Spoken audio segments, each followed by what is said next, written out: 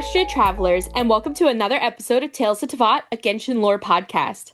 Last week, we talked about Best Boy Albedo and all of his crazy trauma as we discussed the Paralogism questline. And it's a good thing we talked all about abyssal monsters and their ability to transform into other looks, because we're back at it again as we jump into Nod-Krai so far. Are you feeling a little loony? Are you having in-depth conversations with wild animals? Has your Roomba become your best friend? Well, we feel the same way. So head on over to our website, talesofteyvat.com, where each episode has its own page of visuals to help you further disappear into your own Delulu fantasy. While you're there, you should take a listen to our past episodes from seasons 1 through 7 and some of our special episodes as well. Along with those pages that Bea mentioned, we also include some fun stuff like artist spotlights for each topic and some silly TikToks from me and Beans. Finally, feel free to email us at talesofteyvatpod@gmail.com to let us know what you think of this week's episode and what topics you'd like to see in the future. You can additionally check out our Ko-fi, where you can buy us a cup of coffee or buy some awesome Tales of Teyvat merch. All funds from our Ko-fi go to funding our very late night editing and research sessions and paying for things like our web hosting and for our editing software, so we can keep bringing Tales of Teyvat to you. And travelers can feel free to give us a rating wherever you listen to podcasts to let travelers know that we are not the wild hunt and that we provide a good time. Not a bad time. Not a deadly time. I will say we've gotten a lot of compliments on our sweatshirts, and with it getting cold out, they're perfect. It's snowing, guys. Like, fuck that. I hate it. That being said, we have a lot to jump into today. Today, we will be covering the first 2 acts of the Nod-Krai Archon Quest. But I have 2 very important questions to ask before we discuss any lore. I don't want a reason. I don't want any description of the character. Who is your favorite playable character? Mine is Lauma. Ooh, busty. What about you, Brandon? Mine is Ineffa, because I'm a sucker for a robot. I said no reasons. Oh, sorry. Disqualified. Mine Cut off the island. Ineffa. Mine is Yehoda. And finally, one more question. Again, no explanations, Brandon. You always like to cheat at these questions. Also, only give one answer.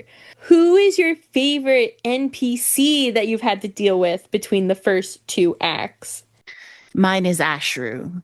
Mine is definitely Natashka. Which one was Natashka, just for my own sense? Natashka is the one that has the World Quest and the Design Bureau, where you're like infiltrating the Design Bureau. She's like blonde with like pigtail, or not pigtails, the little side ponytails. Oh, I don't know if I've seen him. Okay. Mine is Demian. He is the bartender at the flagship. Now that everyone has not broken the rules, before we jump into the actual 2 quest lines, we'll do a bit of a higher level overview with some of our favorite parts too from the quest line and the lore that gets into that. But like every time we enter a new nation, there are new definitions, there are new factions, and there's some areas that we think would be really important just to give you a quick glance at before we hop into the quest line, so we're not explaining things to you as we go. That's typically, in my experience, the hardest part of starting an Archon quest in a new area, is that they're like, oh, what is that thing? And they're like, oh, that's this, and here's its like 36 million year history. And I'm like, what?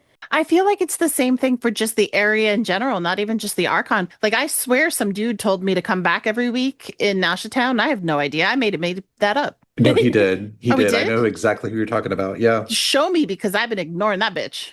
He's a scammer who is trying to get you to invest in something, right? Ah. Oh, God. Well, scammers aside, here's some quick concepts and some like quick simplistic definitions of what they are that you need to know when going into this. First off is Kutar, and that is the Frost Moon Science name for the Moon Maiden / Moon Goddess, who was born on Hiisi Island 500 years ago. And like one person saw her born, flipped the fuck out, built a statue in her honor, and then eventually she pieced out. Then you have Kuvaki, which is the power in the area that relates back to the moon, but also the primordial sea ?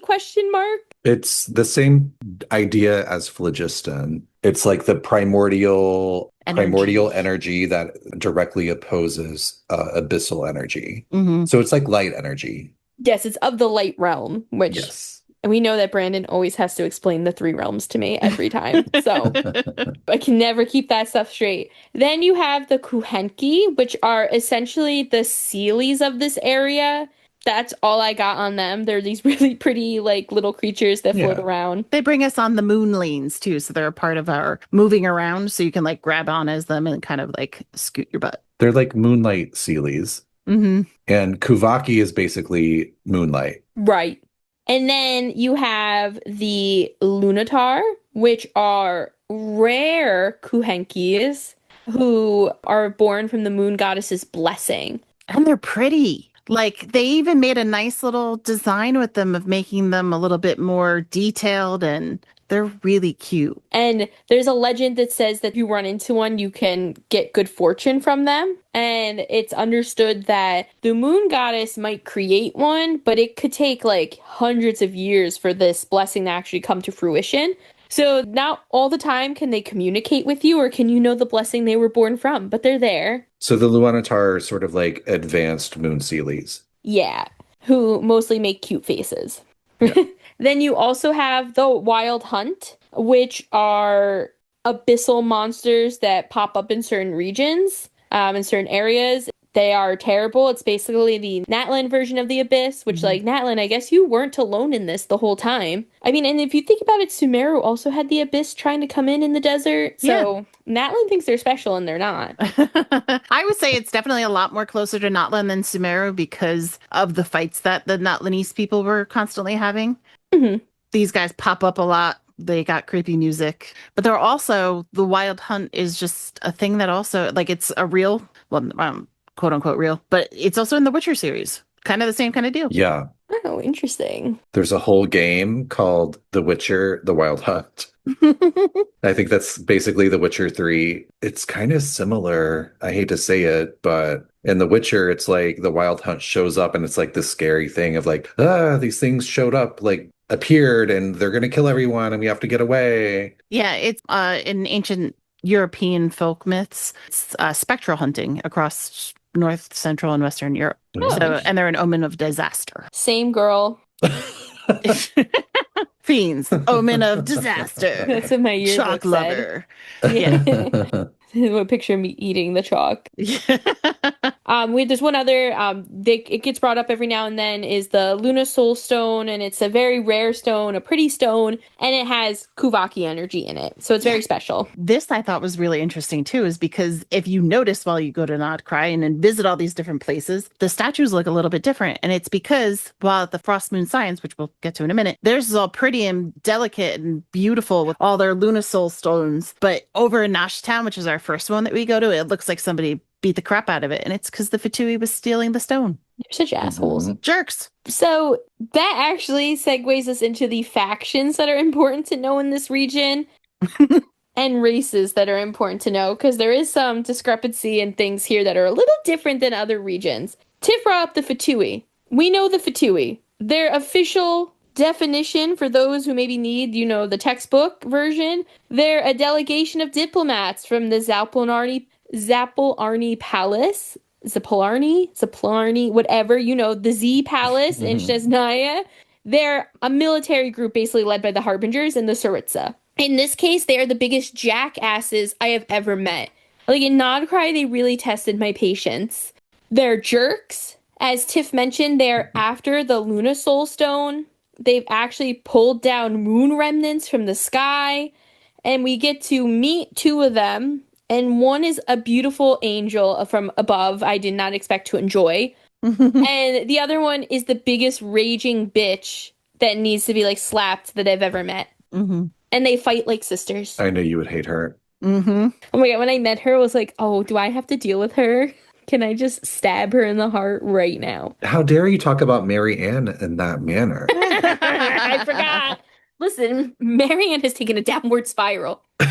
After that, you do have the Frost Moon Scions. Now, the Frost Moon Scions are a group that dates back way before the Archons and the Archon War, back to a time of the Angels. And they all have little Don Hung horns.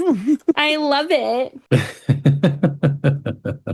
At one point, we do find out that they are the last descendants of a place called Hyperborea, aka an ancient golden realm. That's how Lauma explains it to us later on. And the main character in that area that we meet is Lauma, who is a moon chanter. She basically is like the high priestess of the area, and she has silver blood. Yes, and we will, just to sort of put a little boundary, like we are going to talk about an artifact set later in the season. And what is it, like 3 episodes away? Something like that. Where we will talk about a little bit more about Hyperborea and how it is ground zero for the Seelie who fell in love with a human, or is it a human, that the Moon Sisters witnessed that caused all of the Seelies to be cursed. So this giant piece of lore that we've been talking about since I think season 1 gets sort of described and answered in an artifact set that we will be discussing in a future episode. Yeah, it's crazy to think that we made an episode called The 3 Moon Princesses because I had no idea what they really were. And we did a whole episode on them in season 1 just to find out that A, they aren't princesses, and B, that they're probably the craziest, deepest lore that this game has given us. And that we learn something new all the time. It's right up there, yeah. Yeah, I mean, they were like basically the shades before there were shades. Yeah. We need to revisit those bitches. I don't even know if it's before there were shades, to be honest. It is, No, it is because for they sure. were created by the dragons. Who? Ooh? I thought that someone said the primordial being, which I assumed was the primordial one, but now I'm thinking it's the dragon guy. It's Nibelung. That makes sense. Yeah, allegedly Nibelung created the 3 moons and the goddesses, and then the primordial one came along and basically took them over. We'll talk about that more in a little bit as we get into Acts 1 and 2, because we do get to touch base on that, which is exciting. Yeah. And one last thing about the Frost Moon Scions that I think is really interesting to know is that they typically stay in their area.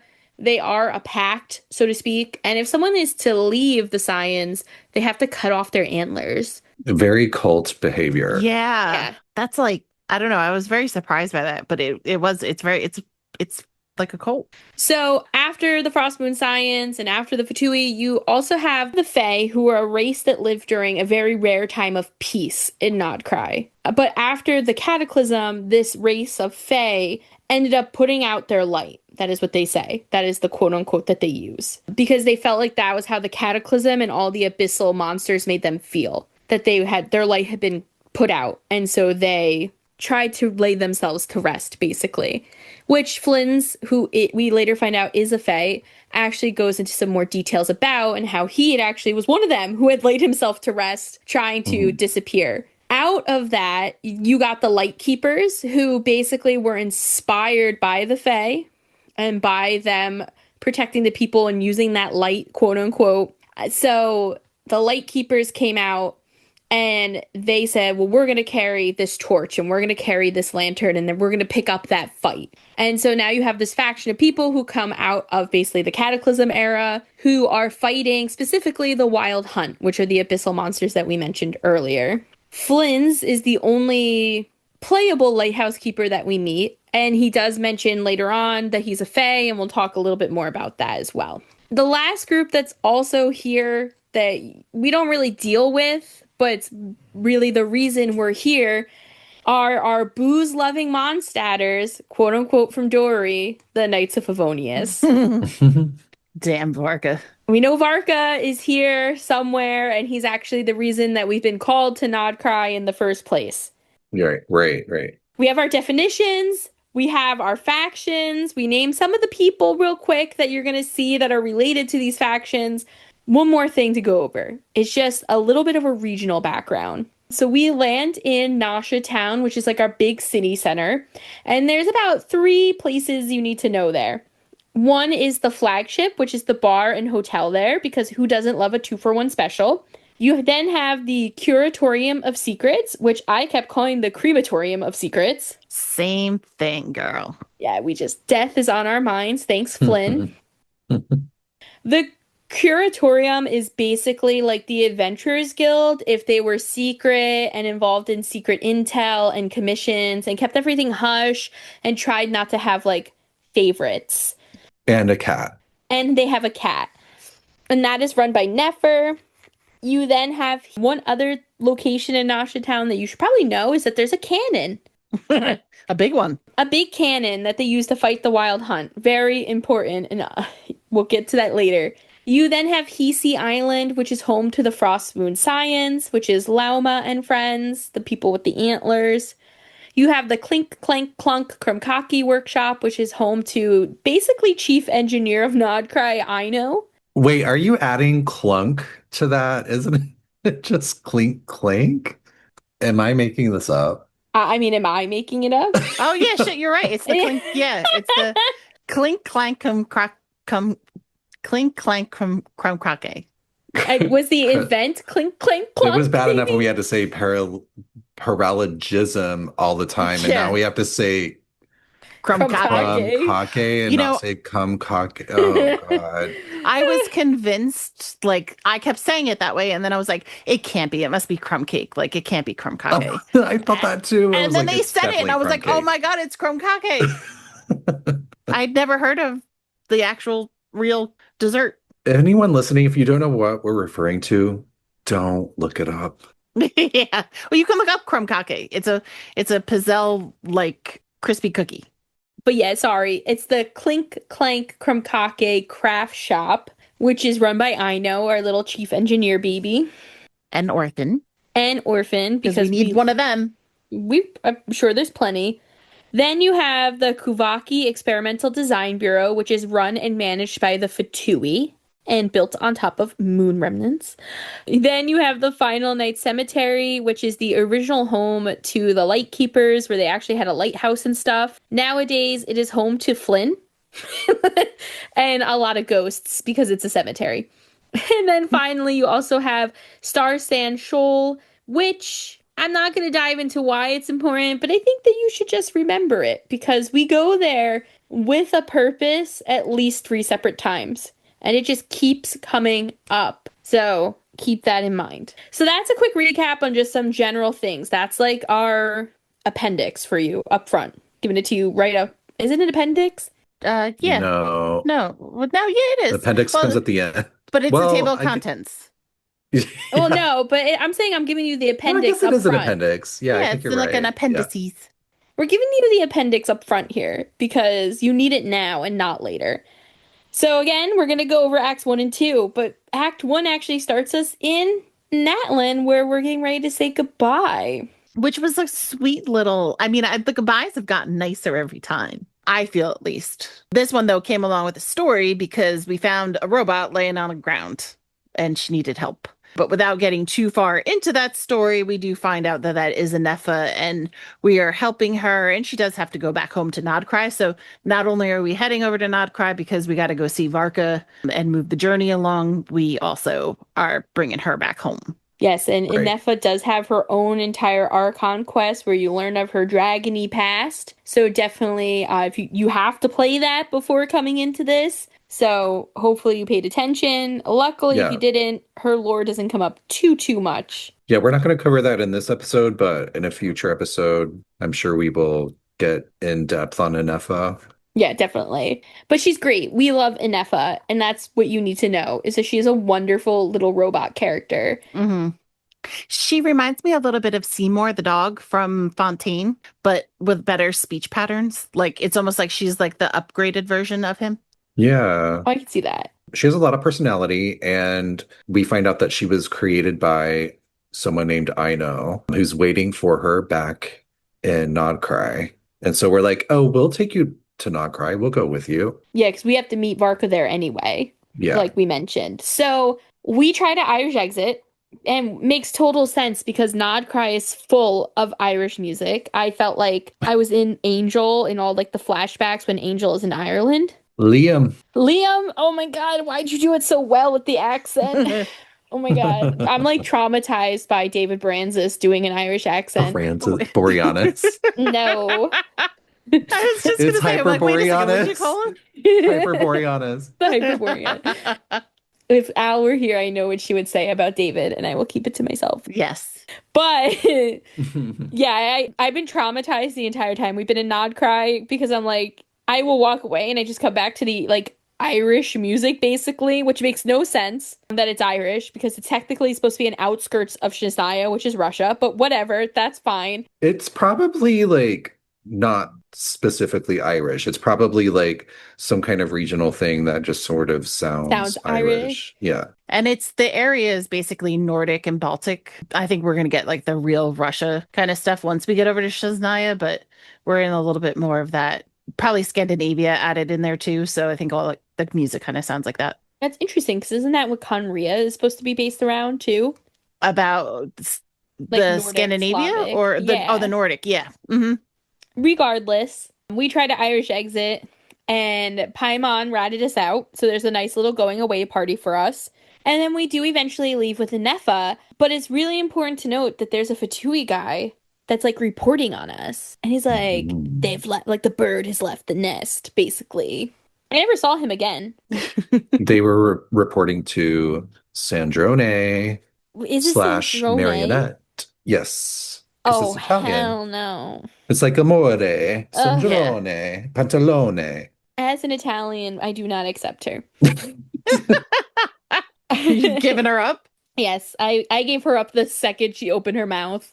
So anyway, we head over to Nod-Krai, I assume by boat. There's whales. I'm sure Child would feel very at home here, as would Skirk. And the second we get there, the Traveler starts to have this weird feeling. And she turns to Paimon and drops the mic immediately, like you're 5 minutes in. And she or he, depending on who you play as, goes, this is where our spaceship landed when Ether and I / Lumine and I first arrived in Teyvat. And Paimon made the same face I did. Mm-hmm. I was like, excuse me? It was so like nonchalant. It was like, oh, you know what? I know this place. And she's basically like, I can tell by the vibe here. Like, I can feel it in the ground. And I'm like, oh, we're aura farming over here? Like, are you kidding me? And Ineffa is like, oh, that's probably because of the Kuvaki energy. And she tells us all about Kuvaki and how it's similar to what's going on in Natland. And she's like, the moon rose here. I'm like, what? I was like, what? Right away, I'm getting Traveler as an alien. I'm getting the moon lore. I'm getting new energy. Yeah. I love it that Ineffa knows more about the light realm than Feeny. Oh, she does. It's so true. She's a robot, though. It's not fair.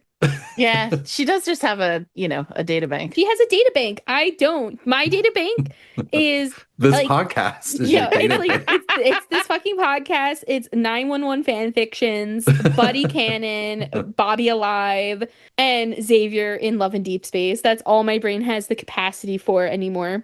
I love it that Traveler's like, my spaceship crashed near a beach.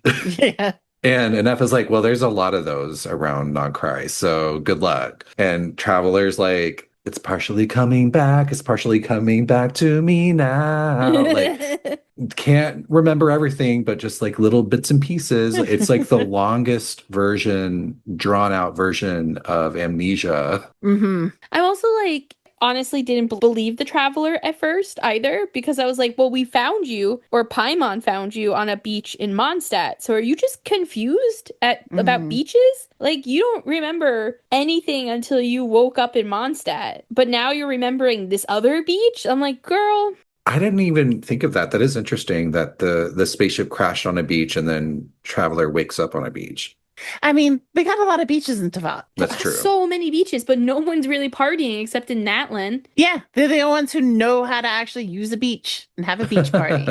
And Alice. Alice will make her own beaches if she needs to. Oh, and she does. Via her daughter. Yes, she Yeah. just blows things up. She's like, honey, I don't like the way that looks. Go boom, boom, kaboom. Boom, boom, kaboom. Yes. So we also see a kuhenki, and Neffa tells us what a kuhenki is, which is the Sealy thing. It's a little moon sprite. And then she goes, by the way, Nod-Krai is a lawless land. Like, no one's in charge here. The Fatui definitely want to be in charge, but no one's in charge. And she describes a little bit about the factions to us. And we're like, all right, well, we're here for Varka. And Ineffa says, all right, I'm going to take you to where I think Varka is, which is the bar. Right.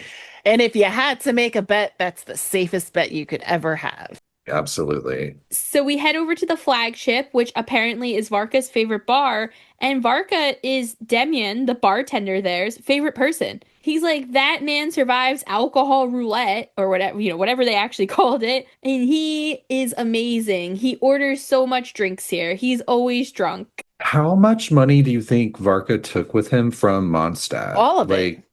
Yeah, right? Like, He Mondstadt sold has the to be horses broke. for Zamora as well. That's why we don't have the cavalry. I'm Oh. convinced of it. And he's paying for our room and our food. Mm-hmm. Meanwhile, like, the bartender's like, oh, that's my favorite person. Well, yeah, because he's funding your whole bar. The whole bar. Maybe he's a gigolo on the side. Maybe. I think this is Mm. why Jean is so stressed too, though. She doesn't know what to do about funding in Mondstadt, but doesn't want to tell anyone. And that's why Kaya walks around with a Mora coin in his hand. Because he's like, I have money. And It's all I got. we all know that D-Luke is actually paying for the Knights of Favonius and Mondstadt. Because Yeah. Varka took all the cash. Yeah. But so we get a little bit of a recap. Varka got called out to do something, and he said not to go far, that he would be back. And we definitely don't listen to Varka. Yeah. Because we get our hands in a lot of shit here. But regardless, we go to the room that he's paying for. And we decide to check in while Ineffa goes and runs some errands. The goal here is for us to be more prompt with our time so Ineffa can get home to Aino quicker. And we run into a gentleman, quite literally, Paimon runs into him, who goes, my name is Creole, Flins. Wow. Not even going to give it a go? The Kirill Chudamorovic Flins. And he tells us that he is a ratnik, which is a crazy name to have, but he's a person who basically works for the Lightkeepers, and he's one of the people who fight the Wild Hunt, and that is the name for them. Now, is a ratnik just another name for a lightkeeper? Like, what makes someone a ratnik? I kind of got that it was a rank thing, although we know that ratniks aren't in control, per se. I think it's kind of like, oh, you're a knight in the Knights of Favonius. I'm a ratnik in the Lightkeepers. The lowest rank, but a rank. That makes sense. That makes a lot of sense. I was going to say, instead of like being an admiral, you're a seaman. Oh, and Lord. then I was like, this is the right. If Al was here, this would have been the wrong analogy. And then That's the a seaman got a paralogism. krumkake. Yeah, it's a paralogism. But Flynn's, as he shortens his name, thank God. Yeah. Before you just go on, just because I made a little joke about you forcing you to say it, but only because I love you dearly and I love when you don't say it right. It's always, I can't say half of anything and I have to write out pronunciations. But this isn't just you or me, because there's actually a very funny video of Sino's VA, Alejandro Saab, playing with Nick Olson, who's the VA of Flynn's, and somebody asks him in chat to say the name, and he just keeps trying, and Nick Olson's just like, no, wrong. And then he actually says it, like, well, Flynn's goes ahead and says it, and like the chat's like, that's not how you say it. And he's like, haha, you are wrong as well. Nobody can say it. There's no true pronunciation. Yeah, it was Russians. I mean, so for the Russians in the chat, we're saying that he wasn't saying it right. And the Flynn's voice actor is just like me, where he's going to talk about all of this in therapy next week. Yeah. But he basically tells us that he is in town because he's typically not in Nasha Town because his lantern is broken and he's trying to get it fixed. And he's like, but I got to peace out, like, see you later. So we also go outside where we run into Lauma and some of the other Frost Moon Scions for the first time. And they're basically being like people to people, like they're giving out food for free to people who need it. And I thought that was really sweet. And I was like, oh. And they're being bullied by two Fatui assholes. Yes. In which case you meet Wilhelmina, who for a very long time was my favorite NPC in the region. Yeah, she was cool. And at this point I loved her. And Wilhelmina is like, basically like, fuck off, assholes. Do you want the food or not? Yeah. You've been defiling our statues and you don't deserve this. Yeah. They're just trying to, because I mean, like you said, it's a lawless land, but it's also with a lawless land, you have a lot of income issues. So Frost Moon Scions are doing their socialist kind of caring to all the people of Nashtown. And here these jerks are like, we can afford our own food, but we're going to take yours and then complain about it. And Lauma's like, now, Wilhelmina, you have to learn to take your anger and stuff it right into your bus line. I do love your llama. That's great. Thank you. It honestly, it makes sense though. All of her anger is in her In her boots. breasts. Yeah. Her jiggle physics. Yeah. So like Brandon said, Lauma basically tells Wilhelmina, be nice. And they actually give the Fatui some food. And so we're like, all right, we're gonna like leave you guys to do your thing. It was nice meeting you. And then we go and run into Dori. Yeah. Yes. I'm the only one excited to see Dori. Who would have thought? Out of all the people who are also going to show up there, I mean, you got Varka, so I would have, if anybody, I would have been like, oh, Mondstadt. Okay. But nope. Dori.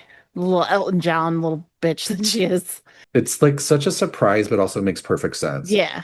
Yes, this is her new business venture. She's opened a shop in Nod-Krai, which, if you remember correctly, Dori is good friends with Alice, and we know Alice is going to show up here from the trailer. So seeing Dori, kind of like, all right, maybe this is connected somehow. And Dori basically tells us not to go to Nefer's place for intel and to always come to her without saying Nefer's name. She's like, don't use the competition. I'm in charge. And she gives us some details about the different factions. She says that she keeps trying to make deals with the Knights of Favonius, but she just ends up blackout drunk before she can make the deal every time. I was like, oh my God. Is Varka also paying for her drinks? Well, I think the thing is like she's a lightweight compared to them. She's like she can't actually do business while drinking the same amount as any of the Knights of Favonius. Neither could I. I think Varka would literally take everything that I own. Yeah. Like, thank God he's supposedly a good guy, right? Yeah, allegedly. Allegedly, because who knows? We'll see.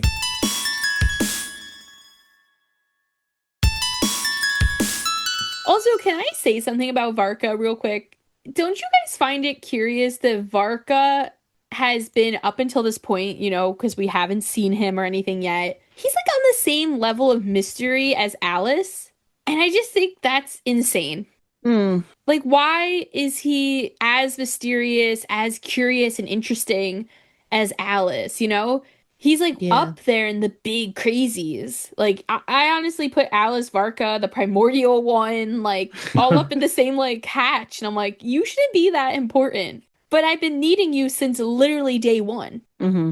Yeah, they've just been talking about him for that long. But my Mondstadt obsession aside, we then go to the Adventurers Guild where we want to say a quick hello to Catherine before going back with Ineffa and Aino.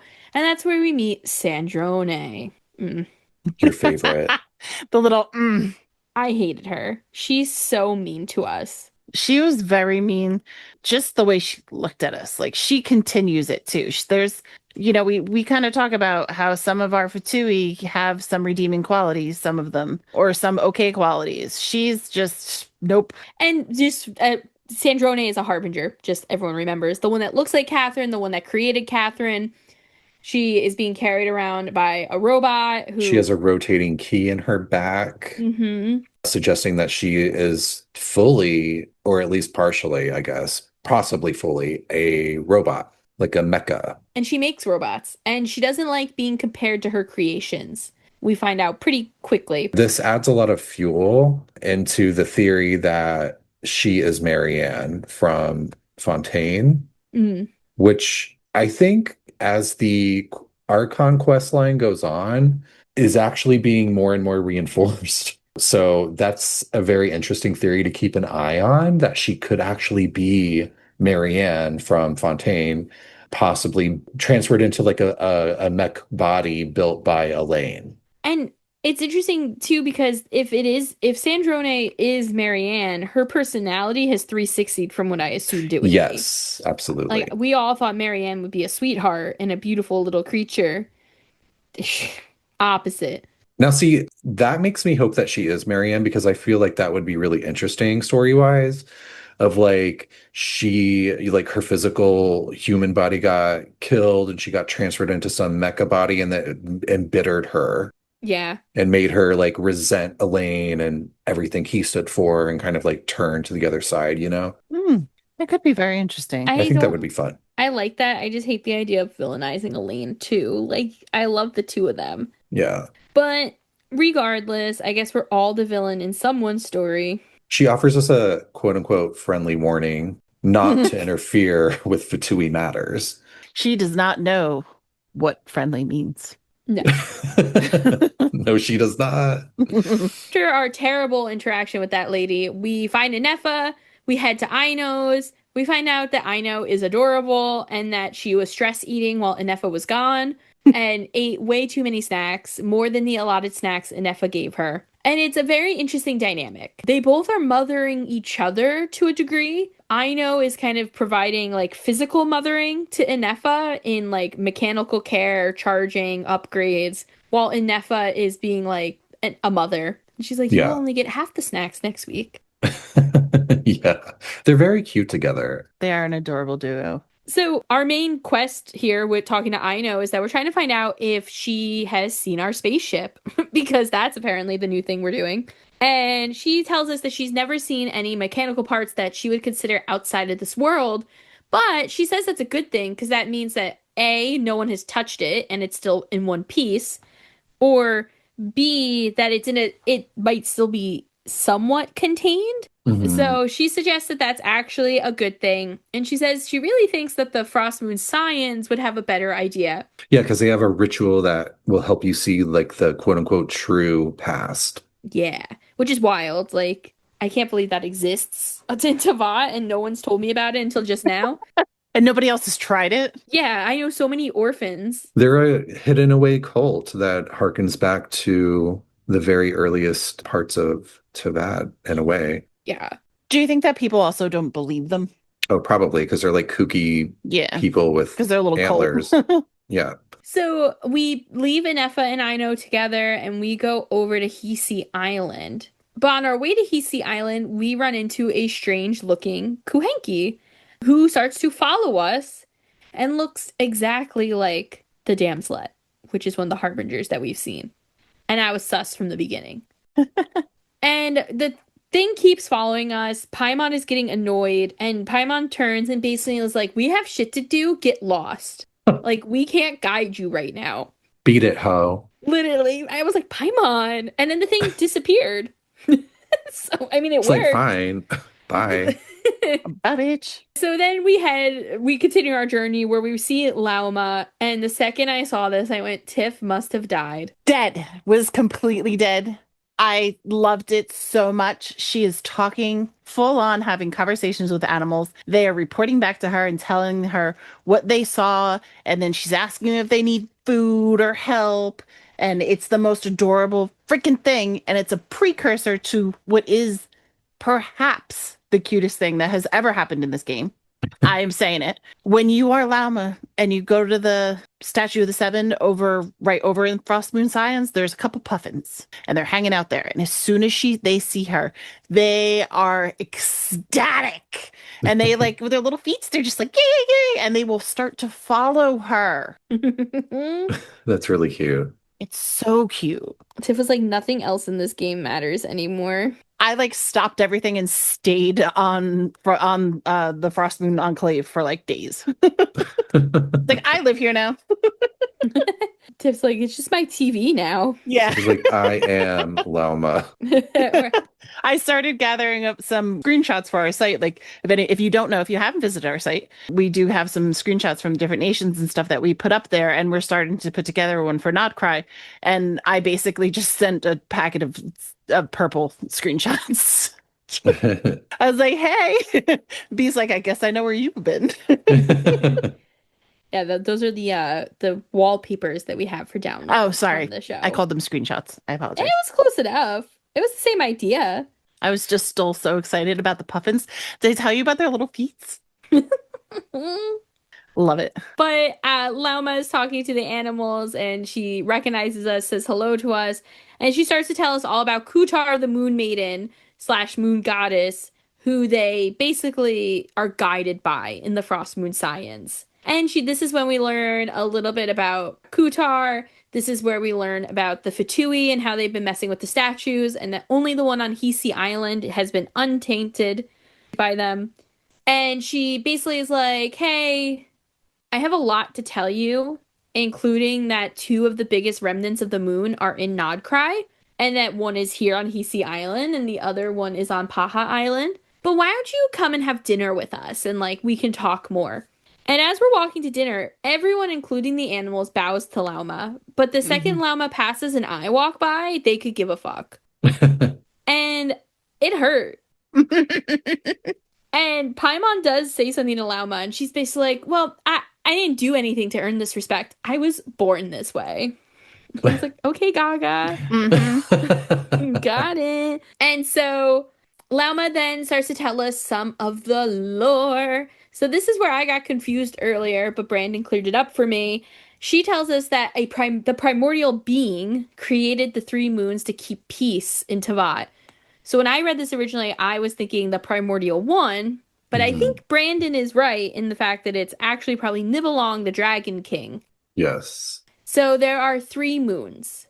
And it's surprising because we haven't really seen anything about like that the dragons, and we really haven't seen much about Nibelung, period. But we did see a lot about the Pyro Dragon Sovereign in Natlan, and Shukotl, is that his name? He actually is involved with like the moons and stuff too. Like a little bit later, he's not involved in their creation, but he goes and like tries to visit them later to find Nibelung after the Nibelung has left, and Shukotl like wakes up from his little feigned death slumber thing. I still can't get over that. I know, but it is really interesting because I never would have expected that the three moons were created by the dragons.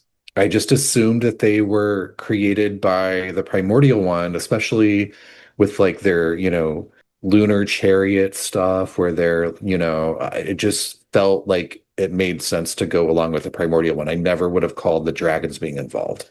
I thought they were just there alongside the dragons. I didn't even think someone created them. I thought they were just born there. I'm with Fiends. I completely it was like, oh, the grass is there, so are the moons. I believe the lore says that they were created by Nibelung and sort of served the same function as what would become the Shades. Well, like they basically controlled the whole and oversaw the whole world, especially in Nibelung's absence when he like went off to like make things happen, which did not go well. Yeah, when he wanted to come back and be a descender. And then the primordial one comes in, takes over, and they somehow take over the three moons, which when things go bad later, the dragons sort of see them as betrayers because they were like, wait, you were Team Dragon and now you're working for the primordial one. Like, you betrayed us. But I think there's something bigger going on where like they didn't have a choice in the matter. Yeah, there's definitely something we're missing here. Yeah. That I think that the Frost Moon Scions don't know for a reason. Yeah. And we'll get a little bit more into that in a future episode when we discuss the finale of the Deep Galleries artifact set. But yeah, Lauma explains the three moons. So do we want to dive into the three moons a little bit? Yes, the three sisters. It's like Hamilton. The princesses, the sisters, the goddesses. The Shiler sisters.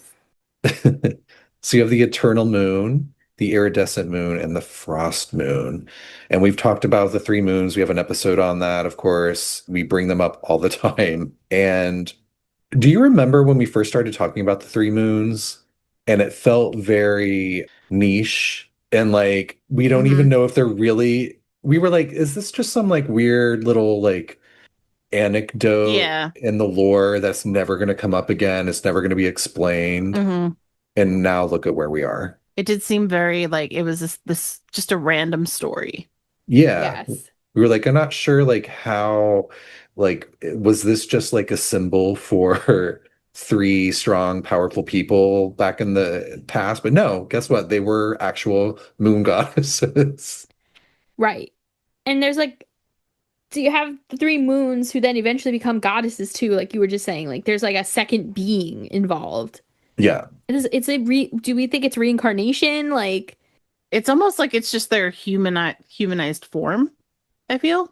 Yeah, I don't know. We don't know exactly. So we know that Nibelung created the three moons, and then there were the three moon goddesses. I don't know if they were created of the moons or if Nibelung created them separately. But there is something, what you're saying, Feeny, with like reincarnation is really interesting because we know that, like, for example, Nouvelette is a reincarnation of the Hydro Sovereign, right? Hmm. So I feel like there's something about like that primordial energy that is of the light realm where it just reestablishes itself, maybe. Yeah, there's something in the water. Yeah, in the water and the moonlight and In the whatever glittery, else. now polished water of the primordial sea. Yes, the Yeah. booze. But so yeah, you have your three moons. Yeah, and we know from before that two of them were killed slash destroyed, and that the corpse of the third moon is still in the sky. Hmm. And remember when we were all like, okay, so there's one moon in the sky, and Teyvat, that must be the corpse of the last moon. But then I guess we forgot, oh wait, the sky's fake. The sky Yeah. is fake, So yes. that's not a real moon at all. So there is a corpse of one moon left hanging in the sky, but we can't even see it. And it is there hanging up in the sky, but it's beyond the fake sky that we see when we're playing the game. So we have the eternal moon, which is the first and the largest moon that was shattered slash dead. There's the iridescent moon, which is the smallest and most mysterious, that was also shattered slash dead. And then there is the frost moon, which is the brightest. That is the corpse that's still in the sky, but it's hidden behind the fake sky. Hmm. And the eternal moon, for those hearkening back to Natlan, that one that is shattered, those are the pieces of moon that we see when Malika punches a hole in the sky in Natlan. And isn't the eternal moon also referred to as Arya? Yes. Which, if you remember our season 1 episode about the Moon Sisters, they say that the three Moon Sisters are named Arya, Sonnet, and Canon. Canon. So now we know at least one of them is the oldest one, the biggest one, the eternal one is Arya. Hmm. The eternal moon is the one behind the fake sky, not the fake moon that we see. Yeah, so the eternal moon, the pieces of the eternal moon are what you see when Malika punches a hole through the fake sky. Okay. The frost moon it's not in pieces. It's still like whole and it's still in like behind the fake sky, but we haven't seen it yet. Okay. We just saw the broken up one. Okay. Yeah. I think the idea is that all three of the moons are hidden behind the false sky, and that two of them are broken to pieces, Mhm. and some of those pieces have landed in Teyvat. Yeah, Okay. and those are pieces of the eternal moon. I appreciate it. Thank you. Yeah, the iridescent moon is also broken up into pieces, but that one has sort of sunk into a different little domain, which we won't get into until we discuss Acts 3 and 4 of the Nod-Krai Archon Quest line. So yeah, Lauma kind of drops this fucking bomb on us as well, because that is just what Nod-Krai has been in the first 12 minutes, basically. And she actually tells us that the moons died in a war that was created because of the Descenders. And that's when the Traveler's like, "Ah, shit, that's me." Do I tell them or do I just keep it a secret? Yeah, and this is, I will say, the Nod-Krai storyline for the Traveler is really hard for them because it's about being honest about who they are and what they actually know. Mm-hmm. And it's the first time that you actually start to feel like you might have a trustworthy narrator in the Traveler since probably Sumeru.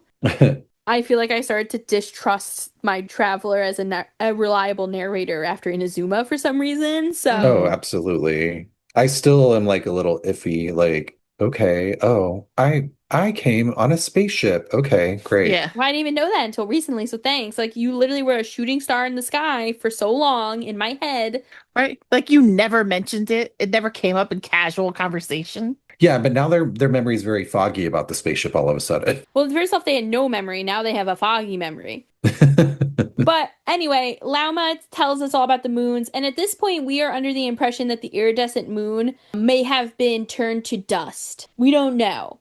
That's kind of the idea that she has after the war. We never found it. We think it broke and turned to dust. Yeah. or that she fled. It's definitely not true. We find out later. So she's in the middle of telling us about all this. She's telling us about the Fatui taking down the pieces of the eternal moon. And we get interrupted by this lady coming and being like, oh my God, my kid is sick. And so we go and we help the people. And then dinner happens. What? The interpretation of that was, Yeah. fuck them kids. Honestly. Yeah. Well, I was finding out important lore about the world. Yeah, you're like, who are you and why should we care about your child? Yes, why are you interrupting me? But anyways, we have dinner, and during dinner, the Fatui show up, and they basically say, you have 3 days, Frost Moon Science, to hand over your relic. Doesn't say which relic, just your relic, and give up the location of Kutar, or we're gonna come and cleanse the island. Lauma, very passive-aggressively, tells them to get out, and that they will not be getting what they need. And we're kind of like, Lauma, what are they looking for? Like, what is this thing? And this is where we learn a little bit more about the moon goddess and how the moon goddess was actually spotted recently on Hiisi Island. And she brings us to show us the statue of the moon goddess. And I went, that's a harbinger. I've seen that before. She sang on Signora's body. Well, she didn't have a body. She was turned to dust. But It was her coffin. casket. Yeah. Yeah, this bitch is crazy. Why is she here? Because I feel like the Damslet / Columbina, which is the third harbinger, right? Mhm. Because she's number 3, you've been like, oh my God, she must be fucking terrifying. Like, this must be one of the scariest harbingers on the face of Harbinger world. She's also must have lost her mind because she's just sitting there singing on top of a fucking casket. And it's interesting though, because I went back and I looked, and Child was saying how the harbingers are ranked by strength, which I'm sure kills him because of his number. And he's like, but I don't understand why the Damslet is 3. He doesn't really think that she's that powerful. And Scaramouche, Right. I think, thinks that she's a little out of her mind. Yeah, but later we find out that when we meet Columbina, a lot of her power has been taken from her or used up in service to the Tsaritsa. We don't know what she did for the Tsaritsa, but it used up a whole bunch of her power. So she's like a battery that's almost dead. And a big chunk of it went to powering something for the Tsaritsa, and we don't know what. So I do like the continuity because they make sure that they touch on that when you're talking to her. But yeah, I think the third harbinger, yeah, wow, she must have been so powerful. And then we find out why she's not that powerful right now. So we kind of internally are like, this lady looks familiar. And then Ilauma is like, yeah, the Fatui are saying that our moon goddess is their missing harbinger. And you're like, all right, confirmed. Great. Mhm. That's terrifying. And we learn that the Frost Moon Science have an ancient piece of moon remnants. And it has a special power, and they call it Moon Marrow. And this is the piece of equipment, basically, that they have that can see into the past. And this is where we basically are like, Lauma, thank you for being open with us. BT Dubs, we're a Descender. Sorry for causing you so much drama. And that we actually would like to use the Moon Marrow ourselves because we're trying to learn more about this spaceship. Just became a sci-fi book. Lauma is like, thank you for being honest. And you can see right away that honesty is a big thing with Lauma. Transparency and honesty, but you can't tell why yet.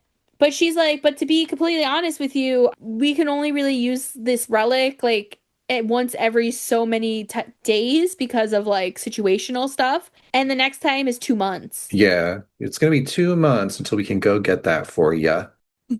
And we're like, great, thanks. So we're going to go back to the tavern and go to bed. Yeah. Yes, after she asks us a super weird thing about family. And so we think about what family means to us as we depart back to the flagship. Am I the only one who felt like this was really refreshing in terms of the travelers' sort of mission of I am here to find out about my spaceship and my sibling? We're getting thrown all these things at us, but we seem a little bit single-minded in finding out about our past in this whole quest line. Mm-hmm. I really appreciated that because we're not just ooh, shiny, let's go help this person, let's go help that person. The whole time we're like, can you tell me about my spaceship? Can you tell me about my spaceship? We're actually trying to get to the bottom of our past for once. And I think, too, it's nice because right now we haven't been, handed the giant issue yet, right?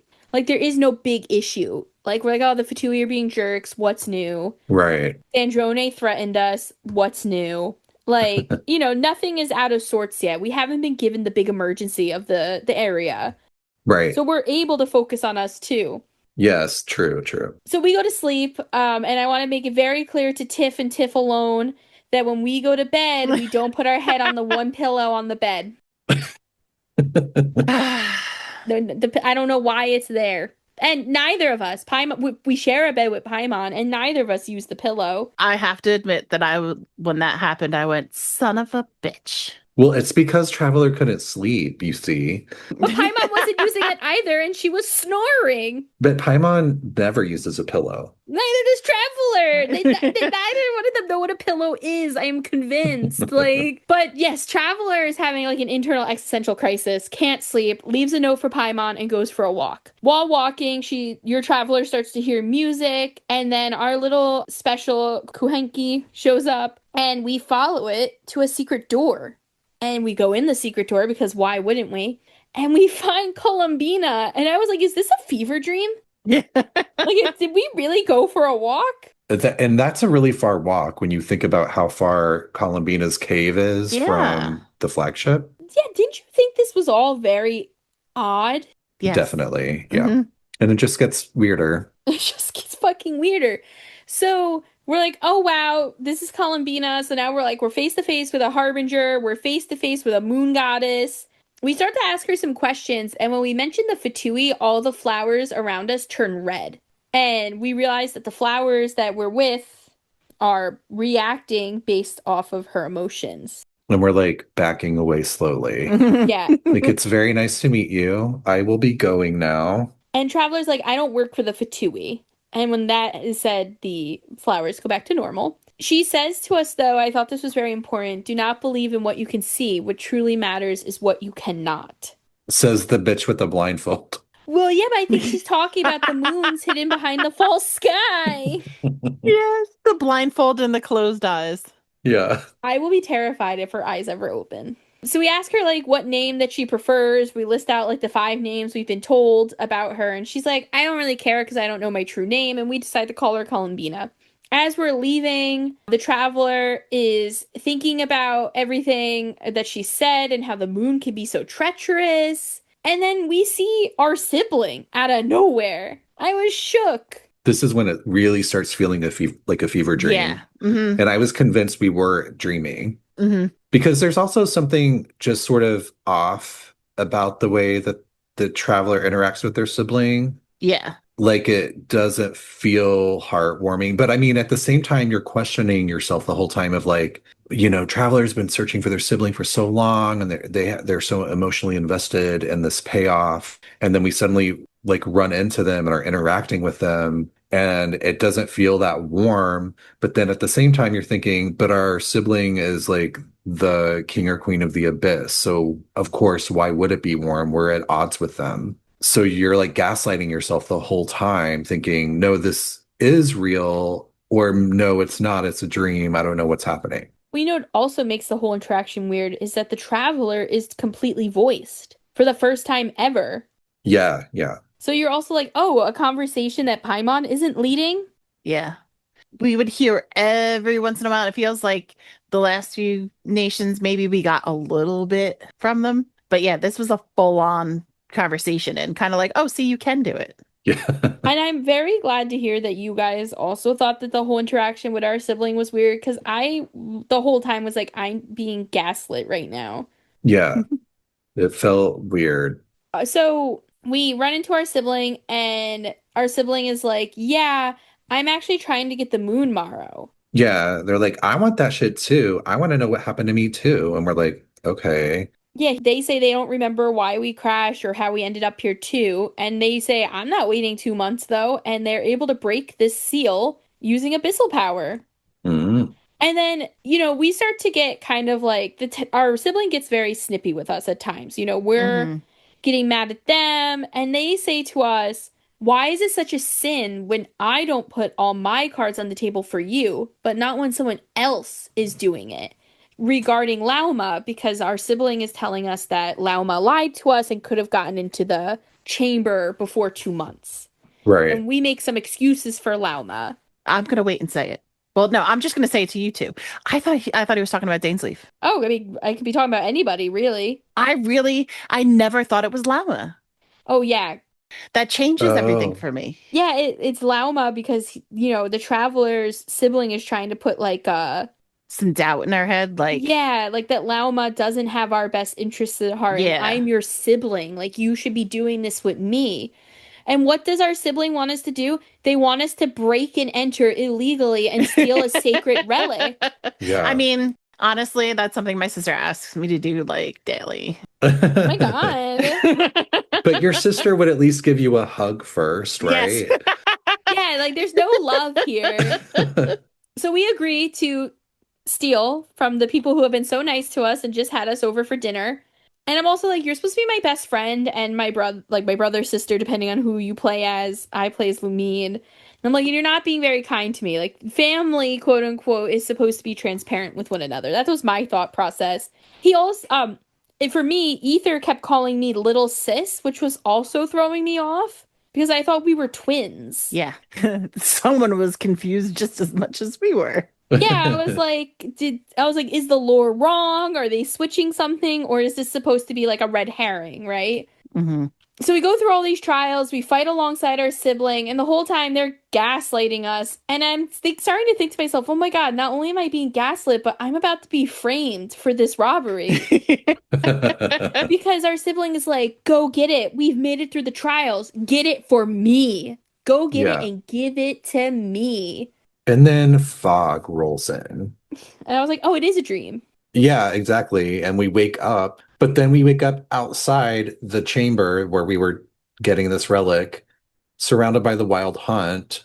And it was like, oh, wait, this really is happening. Or at least this part of it is. Like, did we just pass out in front of the statue and dreamed, the whole thing with our sibling? But then, the wild hunt's like encroaching in, and then we're saved by Flint's, and Flint's is like, oh yeah, I saw someone else run out of the chamber, and so we're like, oh shit, it was our sibling, and our sibling stole the relic, and we helped.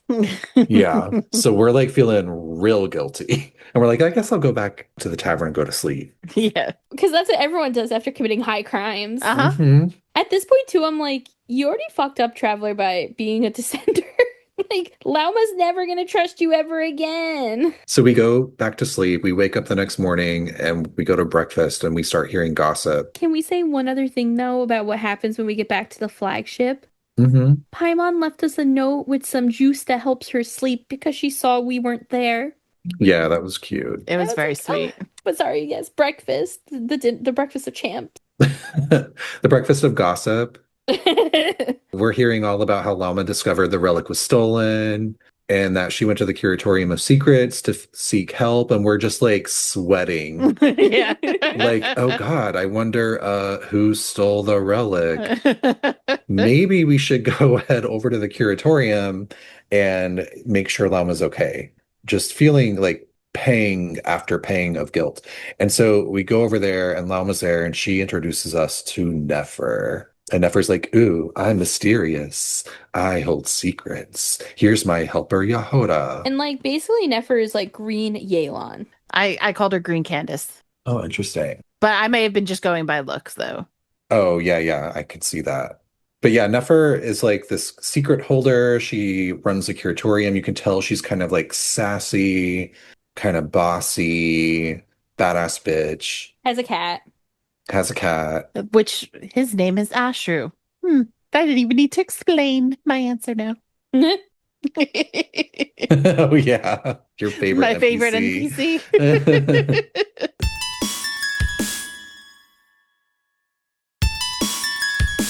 So Nefer has this employee at the curatorium named Yahoda. So Yahoda gets introduced. Lauma's like, I need help. And so Nefer basically orders Yahoda to help us. And they basically determine that like the relic was probably stolen by the Fatui, or at least ended up with Fatui. By a third party. Like, Yeah.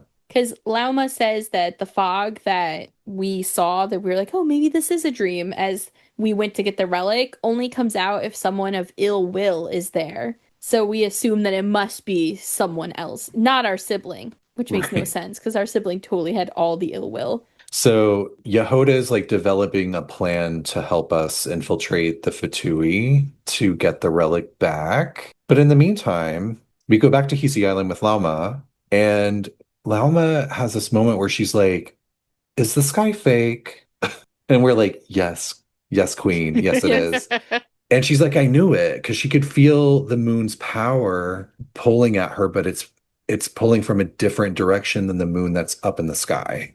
And so Right. this is like a big deal for her cult because they worship the moon, but she's like, oh shit, that moon that everyone's worshiping isn't the real moon. And no wonder the moon goddess doesn't like us and left. Yeah, because there's like this whole sort of storyline with Columbina where she was the reincarnated moon goddess, and all of Lauma's cult was worshiping her very intensely. And Columbina was like, I was just born. Like, I don't really, I'm not your real leader. Like, I don't even know what's happening. So, like, stop. But the cult was like, we love you. And she's like, this is too much. I'm leaving. And that's when she became a harbinger. And then the harbingers were like, we want to use your moon powers. And you're only here for us to use your moon powers. And she was like, I'm out of here. I'm leaving. Yeah, Columbina, when we do talk to her about this, says something interesting about like the people turn to their gods, but who do the gods turn to when they're out of their supplies, when they're out of what they need and resources? And I thought that was super interesting. Yeah, that's also when she tells us that the Saritsa, like she used a lot of her power to help the Saritsa with something, and I think just sort of didn't feel appreciated for what she did. So that's when she left the Harbingers. And then she says that later, she did meet Lauma, and Lauma told her to stay hidden for her own sake. Because Lauma's like, listen, I know what my cult's like. They're not going to stop bugging you, so you need to stay hidden. I also just want to note that Yehoda too, Brandon mentioned Yehoda's making that plan. In order to do this commission, Yehoda had to get fired by Nefer because Nefer's whole thing is that she's impartial and that she doesn't take sides in Right. Nod-Krai. And so, Yehoda is also totally scared that like they're gonna mess up this plan and not have a job. So there's a lot like of stakes for a lot of different characters right now. Yeah, and Yehoda, they do have an interesting thing with Yehoda where you hear her thoughts, Yeah. and she's a very nervous, anxious person. So it's really comedic. She's sort of, I feel like Yehoda's like the comedic relief of Nod-Krai. Because they even do a little bit of a different animation for her too. Like she gets these different eyes and stuff. Yeah. And you're like, what is going on? But I also was like, are they making her like, does she have like two personalities? Like, does she have like multiple personality disorder or something? But sorry, I didn't mean to digress too much from Lauma having an existential crisis about her cult. No, you're fine. I mean, that was really it. And then it's literally like the next day is when we meet up, Lauma and Yehoda, to infiltrate the design bureau, the Fatui Design Bureau, because we decided that's where the relic was taken to.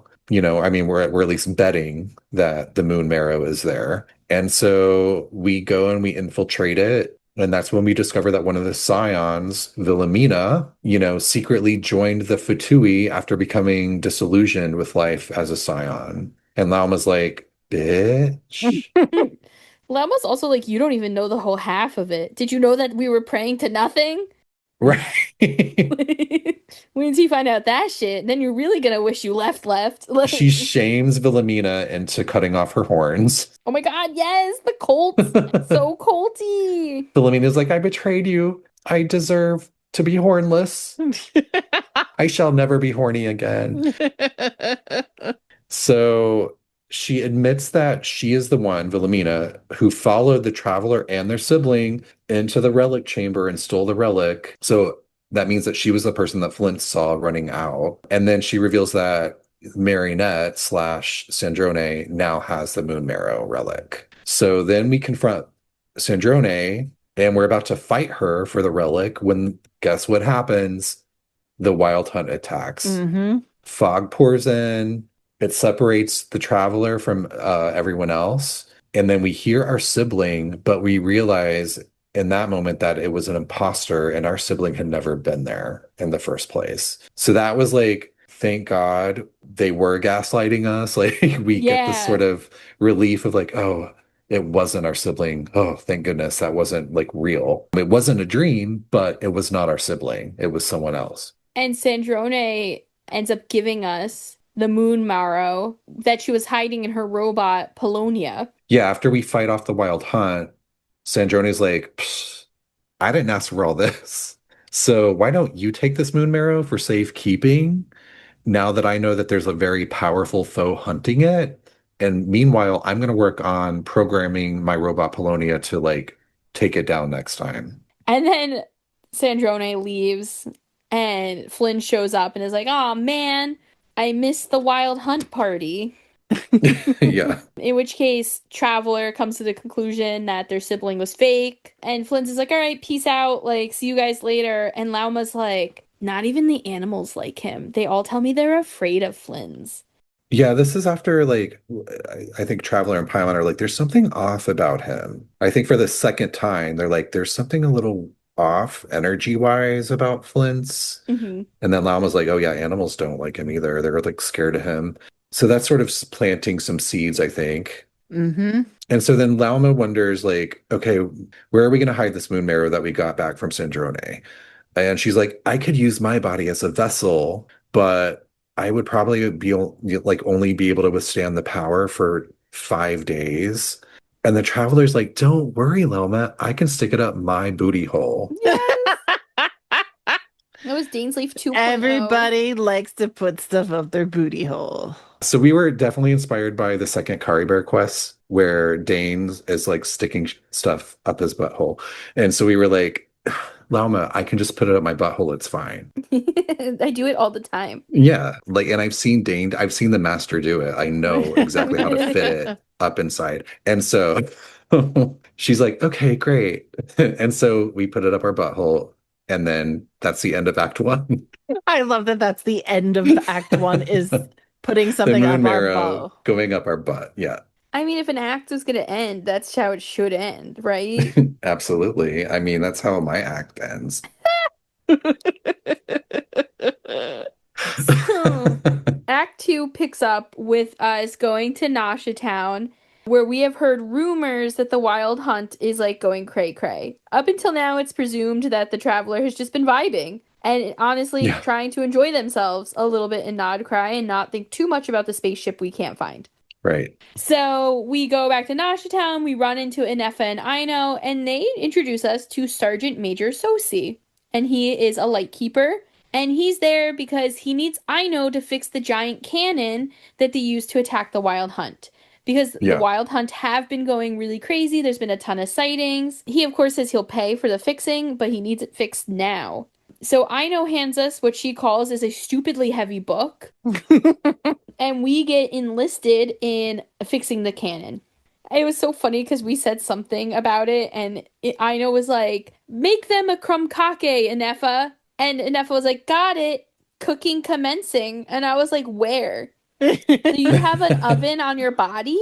Upper butt. Your butthole an oven? Like, it was so confused. But so we go on this whole journey with Sosi, and we work with him to fix the cannon. And then once all of our work there is done, we go back to the flagship. We want to like maybe try to get some intel, but they won't let us in because there's a banquet happening there, which you're the #1 bar in the area. You can't hold a banquet. You're not a wedding venue. And they literally tell us, they're like, if you're staying here, like, please use the back entrance. I'm like, this is rude. Like, I'm not invited. So we go to see Nefer, and our goal is basically to be like, all right, we're going to go try to get Nefer to help us by saying that we're getting this medicine that Lauma needs. Because at the end of Act 1, Lauma wasn't feeling very great from using her powers or whatever. So we're like, if we get these meds, we can deliver them to Lauma, and then in return, we're using a barter system with Nefer, get her help. Mhm. Nefer's on to us immediately, wants to help us, lets us go along with our little parade of things. And after a very twisty-turny conversation, Nefer agrees to help and let us deliver the medicine.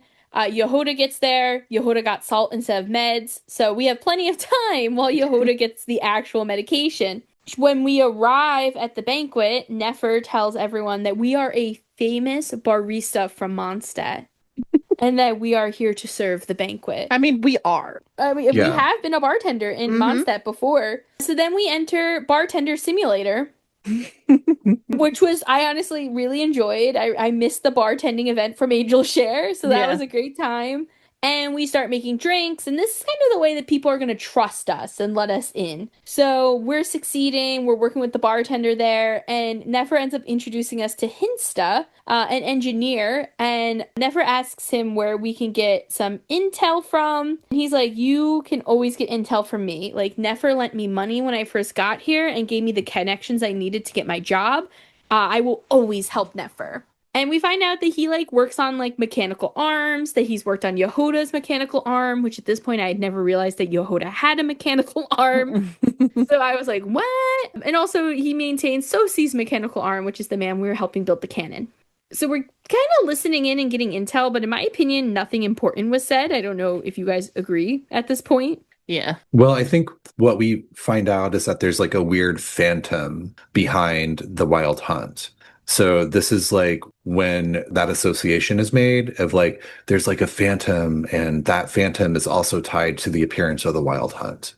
And that comes into play more later. Which makes us think of Ether, of course, too. And if they Or are Lumine, yeah. Or Elu, sorry. I'm such an Ether hater. Wait, I really am. Lumine supremacist. Makes us over think of our here. sibling. Yes, our sibling. We're like, that was the phantom. So now we've connected our sibling to the Wild Hunt. And this is the point where we have to play the alcohol roulette that Varka's really good at. And they tell us, like, whoever wins gets to have Dark Horse alcohol. And they're like, ooh, so exciting. And, you know, of course, we get lucky the whole time. We never get any hardcore alcohol until the very end. We play the game, we go about our day, bartending more, and we deliver drinks to Nefer and another guy she's getting intel from called Korhonen. And he says that, you know, the Wild Hunt is from the abyss. The monsters can't leave the fog that it creates. And then he gives us a map of all the Wild Hunt hotspots that are possibly known right now.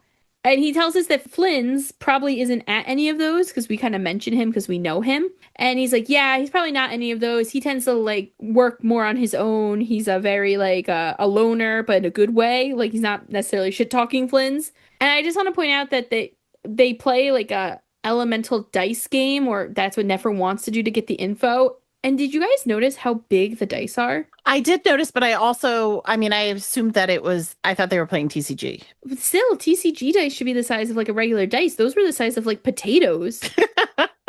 Have we ever we've seen them in their hands. Everything's bigger in Nod-Krai. Oh no! Is that their travel tagline? Mm-hmm. The krumkake and the dice. It's lawless and big. So after we get that intel, we head outside and Yehoda comes back with the medicine for Lauma. We kind of decide with Nefer that there's some weird things going on. And before we go to deliver the meds to Lauma, we get to watch the cannon get fired off, which is like the 4th of July fireworks for Nod-Krai.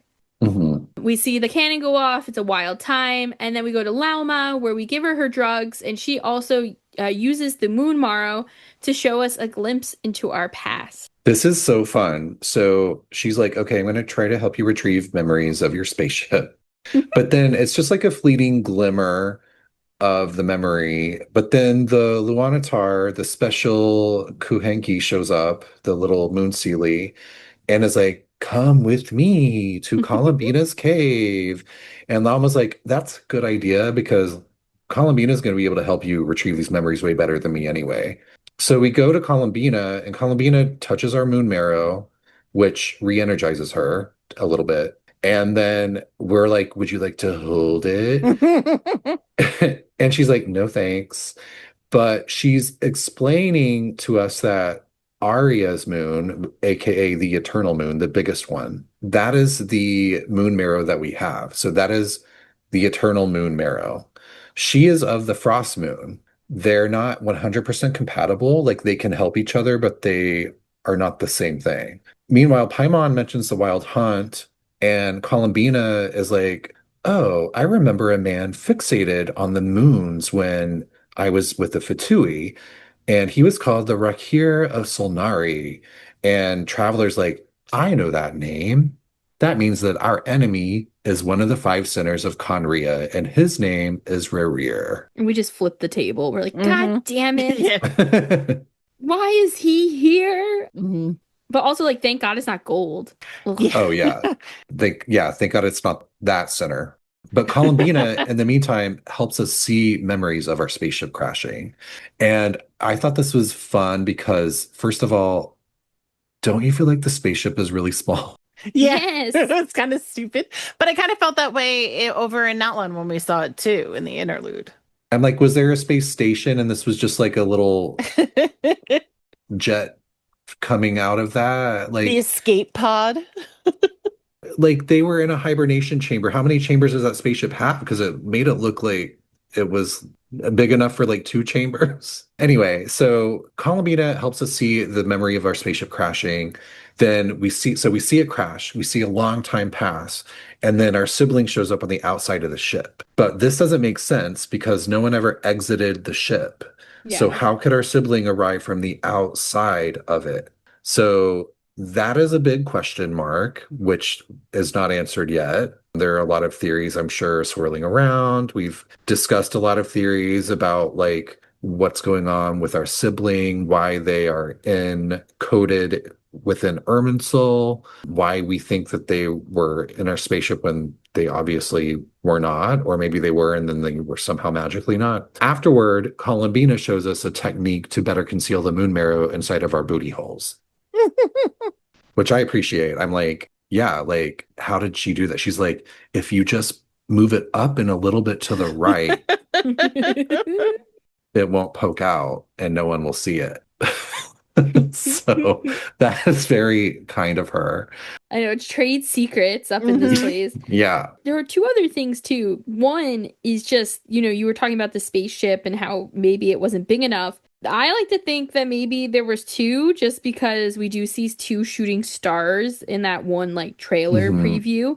But we Mm. won't talk too much about theory. I just wanted to throw that out there. No, that is a good theory because there's I forget what thing it's attached to. It might be like a glider or something, but there is a piece of lore where someone is talking to, I forget if it's the Vinster King or if it's someone before the Vinster King, but it's someone in Conria and someone is talking to the king and they're like, oh, it's from the Universitas Magistrorum, which we'll get into more in a future episode. But they talk about two stars that are caught in Teyvat's orbit. Yes, I remember that. Yes. So yeah, I do think that that is a good theory that it's two spaceships instead of one. But it's weird. Like, why does Traveler think that they were in the same one? Right, why are their memories so different? Yeah. Possibly. But the other thing that Columbina says that I thought was really interesting was a god with a gnosis is named an archon. And since you bear the moon marrow, does that make you a moon goddess? And Traveler gets very like flustered at that idea. But I thought that that concept might have been suggestive. Like, are they maybe suggesting That Ether is a moon goddess? that Ether or Lumine are a moon goddess? Yeah, like, Oh. I don't know. It might make sense that like maybe we're a moon god or goddess from a different realm, a different planet, so to speak. Could it be from a different time as well? Yeah, I mean they love timey-wimey bullshit up in this place, so Yeah. anything's possible. But I thought that was really interesting that she said that and that the Traveler reacted the way that the Traveler did. So I just want to make sure we pointed that out. Interesting. So we go back to Nasha Town, where Aino is still working on her giant cannon in preparation for an attack by Rerir in the Wild Hunt, and find out from Nefer that Flint was spotted murdering Sosi. Oh my God, yeah. Which is also just like so surreal. Like we just saw him. Mm-hmm. So we're like, okay, great, wonderful. So we go to his location and we find him just in time to save him from Rerir. So we're like, okay, I'm pretty sure Flint isn't the murderer because he's getting attacked by Rerir. Which, can we talk about that fight for a second? Like, wild. I did not expect to see Rerir that quickly.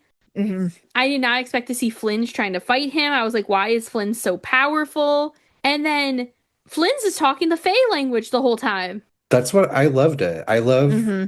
Nod-Krai's storyline is like, pedal to the metal. Yeah. It's like, let's go. Like, we're doing all of this. We're getting things done. We're going. We're revealing things. Like, I feel like they are doing really well, the game, I mean, in terms of like moving the story forward. And I feel Yeah. like we've been asking for that for so long that it feels very rewarding in a way. Mm-hmm. So I loved it. You know, I think that we talked about this before this recording and stuff too, about how it's a little bit different with their story quests being intertwined into the main story and stuff too. Mhm. And I almost find that up until like maybe one of them, I found it so like the continuity of it and the flow of it was just great. And it really does, it delivers. It's very satisfying.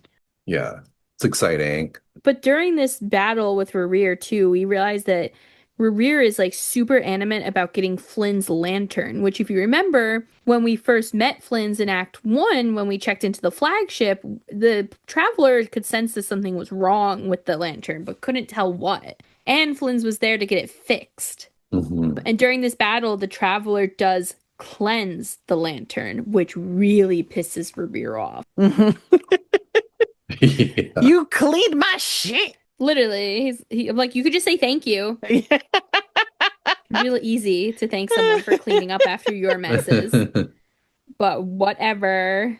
Which we find out that the reason is because there's like a little abyssal fragment hiding in that lantern. So when we cleanse it, it was like the thing that Rerir was after. So that's why he's so mad. Was it an abyssal element or was it like a little bitty piece of Rerir? Both. Yeah, Both. we don't find Yeah. that out here. Oh, Yeah. okay. So Flynn's basically tells us that like one day he was like out fighting and his lantern got damaged and one of its cores like kind of broke and disappeared and a weird object took place. And then very embarrassingly, he's like, I like to collect like curios. And so like when this weird crystal came in, I kind of liked it and I decided to collect more of them. And then all of a sudden, all of those little crystals I collected made a bigger crystal. And recently, that bigger crystal started to radiate abyssal energy. And so we're like, Yeah. all right, so that is what Rerir wants. This is super weird, but at least he's gone now.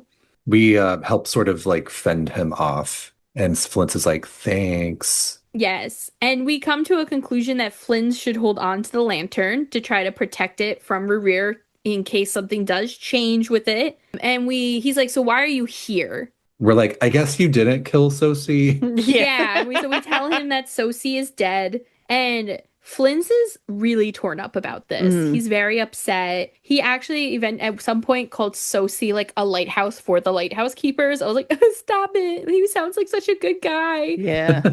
And they come to the conclusion that Rerir probably pretended to be Flynn's because Sosi, as part of like his majorness, would have had the ability to track Flynn's. And so the idea is like he probably broke in to try to track Flynn's and try to get that lantern. Yeah, it's also a really scary type of moment because it really drives home the idea that Rerir can appear as anyone and do anything. It's the Dori effect, Yes, exactly. which we all know how much I hate that. And then that's also when Flint tells us his real identity as a Fae. Yeah. He opens up to us, asks us not to tell anyone. He also says that he wants to see the scene of the crime, and so we like help him like incognitally as a lantern get in. When we're in there investigating, we don't find anything until we look at Sosi, and he has a light blinking on his mechanical arm, and we're realizing that that's a maintenance light because, you know, we read the big stupid book from I Know earlier. Mhm. And we go to see Hinsa, who is the engineer we talked with earlier with Nefer, which I love this man. Like, he honestly maybe is my second favorite NPC. He's very chill. He's basically like, you guys showing up in the middle of the night, this must be an emergency. I don't want to know why. I know you'll tell me eventually. Let me get you the info. And we're basically like, was he going to get his arm looked at anytime soon? He says the Sosi was there 8 days ago saying he needed maintenance, but Hinsta didn't have all the parts and he needed them from I Know, and that the parts came 3 days ago, and he put out a call for Sosi to come and get it fixed, but he never did. And the Sosi we worked with definitely didn't have a mechanical light on, so now we think Rerir was also the Sosi that we worked with. Crazy! 3 people! So we're like, wait, why would Rerir disguise himself as Sosi and then want to help get the cannon fixed. Isn't the cannon filled with Kuvaki energy, which could obliterate the wild hunt? Yeah. Why would Rerir want to help fix a cannon that could hurt the wild hunt? Huh. So then we do research with Flints and we discover that Kuvaki is the polar opposite of Abyss energy, but one can absorb the power of the other if it overtakes it. So that's when we realize that Rerir wants the cannon fired at him so that he can absorb its power and become like way more powerful. And get like a full form because he was kind of like a ghosty thing last time we saw him. Right. He's like incorporeal and wants to get himself a real body. This is also happening at Flynn's home, which is like the first time we ever really go there, and it's so spooky. It's like where the lighthouse is, but there's no lighthouse lit up, and he kind of takes us into like an Incana Mia themed library, and there's ghosts everywhere, and I'm like, bro, how do you live like this? And while we're there, an ibis, a bird, comes to find us with a letter from Lauma. Again, isn't she awesome? But also the bird knocked on the door. You gotta be nice. But he knocked on the door and then Flynn's is like, oh, I'll go check the door. And I was like, Flynn's, we're literally being hunted by Rerir. And you're going to just go open the door? I mean, would Rerir knock on the door? If he doesn't have a full body to open the door. No, that's true. I don't know if he can touch objects. Well, I mean, he was able to kill Sosi somehow, so he can do something. And of course, you know, all this stuff we're doing at Flynn's home after the people have basically tried to hunt him down because Rerir has now instilled in them that Flynn's is an evil wild hunt shadow man. And a murderer. Yeah, and Nefer has to help dispel like the angry mob. So we get this letter from Lauma, and she's basically like, the cannon, it started itself. Like someone started it, and it's all set up to fire, and it locked on to Star Sand Shoal, which is where our spaceship is supposed to be, mind you, because that was the other lore drop. And so we decided that we're not going to make it in time to Nasha Town to stop the cannon, and we believe in the power of Aino and Ineffa to figure that out. So we send a letter back saying that, and then we're going to go to Star Sand Shoal where we might die. Yeah, we go towards where the cannon is pointing because we know now that Rerir is planning to zap himself with the cannon. So we're like, we have to get to where it's pointing and stop Rerir from getting hit by that cannon beam. And we get there, and lo and behold, there he is, waiting to be shot. And he's basically like, yeah, I convinced the people that they need to fire the cannon because it's really the only light of hope that they have anymore. And they're really looking for anything with how crazy the wild hunt's been lately. So I made sure to instill in them that they should set it off to go, and that anyone who tells them not to is wild hunt. I'm like, shit. Yeah. And he tells us that he's been slowly collecting the fragments of his former corpse to rebuild himself. So the crystals are his body, yada yada.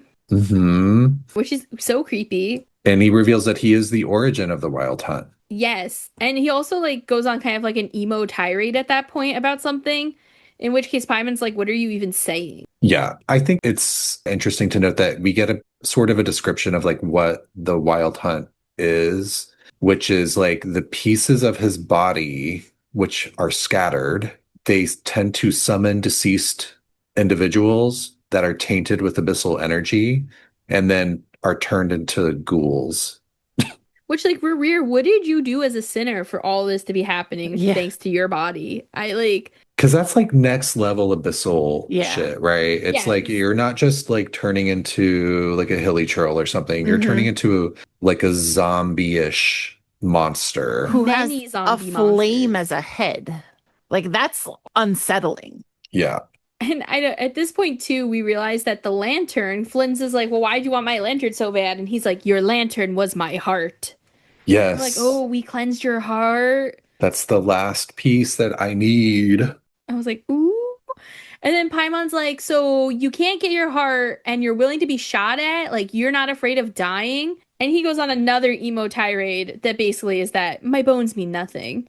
And then we see a light coming at us, and it is the cannon being fired. Because back in back in Nasha Town. You had Leeway Harbor, like, flashbacks there. Look, Osial's coming.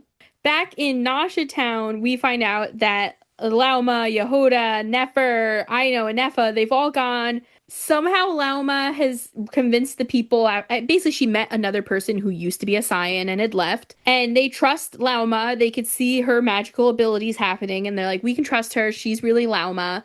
And we're able to convince the people to pave way for us. We send Aino and Ineffa up, and Aino is like, "We're gonna have to manually divert this." So, Yeah. And then Ineffa has her like hero moment. yeah, she starts scaling the cannon.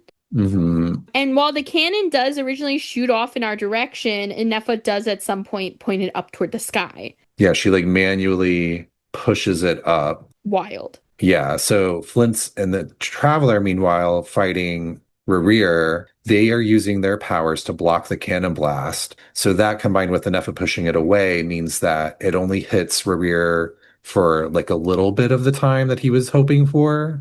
Yeah. So it only partially restores him. Now, it is enough to give him a real body, but he is not nearly as powerful as he once was. Yeah, he's not sound of mind.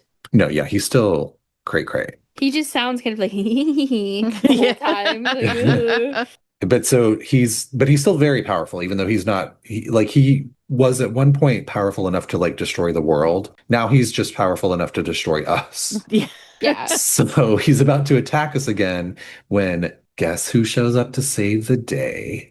Sandrone and Pulonia. I wanted to die. I was like, oh, are they going to hurt us even more? I was like, now I owe this bitch something? Yeah. Great. So, but he's still too powerful even for them. Like they put up a really good fight. Sandrone, I think, is like upgraded. Polonia, phase 1 of the upgrade. I think there's another one later. But Rerir's still too powerful. And so he's about to kill all of us. And then Columbina, very just in the nick of time, teleports us back to Hiisi Island. And that includes Sandrone. And Sandrone is so annoyed at her former colleague. Yeah. She's like, I had everything under control, and I'm still mad at you for dissing me and leaving the Fatui.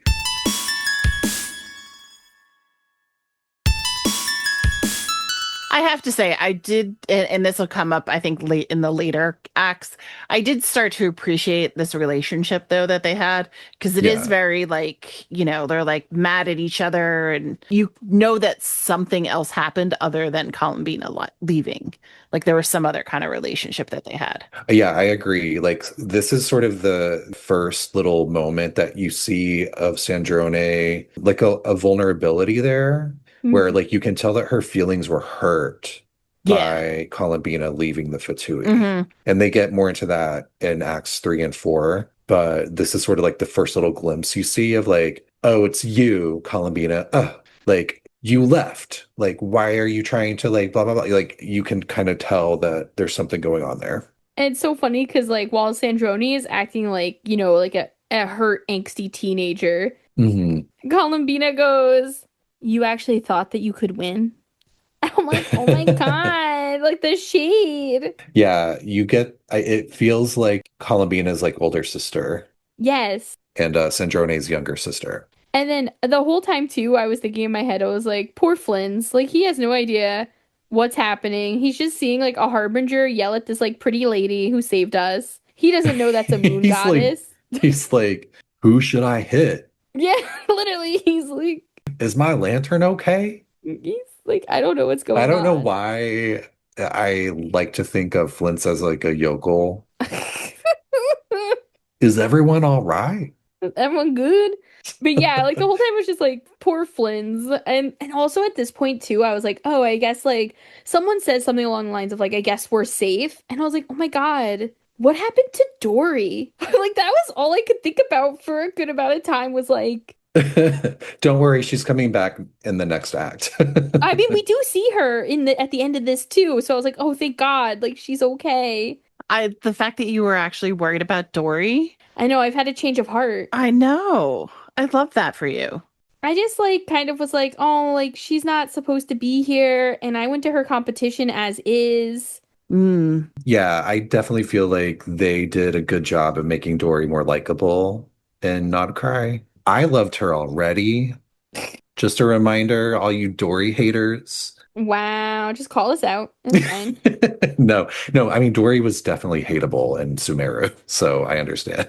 Sandrone is kind of like, oh, well, I guess we're safe now. Fuck off. And so she starts to leave. And she also mentions that there is a warrant out on Columbina's head. And Columbina's like, girl, I was just worried about you. Like, it's kind of like when you didn't make progress on your research and you would like lock yourself away all emo like. Remember when you failed? Literally. And that's when Sandrone like storms out. She's like, I don't like this. I'm picturing Sandrone like standing there glaring and then reaching her hands behind her back and rewinding her gear. So she could be angry still? Yes. I love that for her. Like she like winds the gear and then she's like, "Humph," and then like runs away. But yeah, she has to turn it in order to leave. Polonia is doing it actually. And then Flint's is like, thank you, nice lady, for saving me. We'll leave you now. Yeah. I'm going back to the cemetery. Yeah. And so we leave Columbina. And as we're leaving, she does mumble something about how her strength isn't returning and basically suggests that she's going to die soon. We don't hear that, though, as traveler, just as player. Right.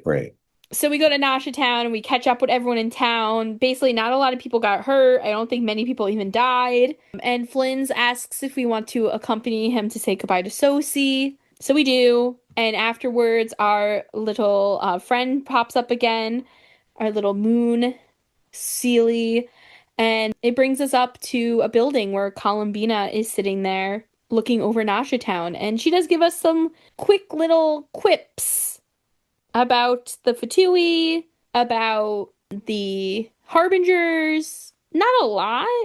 I don't really think any of it was very memorable. Yeah, just some vague stuff. I think to me, the biggest takeaway is that she tells us that she wants to find a way back to her moon, to the frost moon, and she wants to find answers and she wants to go, quote unquote, home. So I think that's really interesting because it kind of underlines the mystery behind what happened to the moons and the moon goddesses. Like we know that her moon is the one that's still up behind the fake sky somewhere. But I found that really alluring of like, I want to find my way back to my moon to find answers. Like, what is she going to find out when she gets there? Yeah.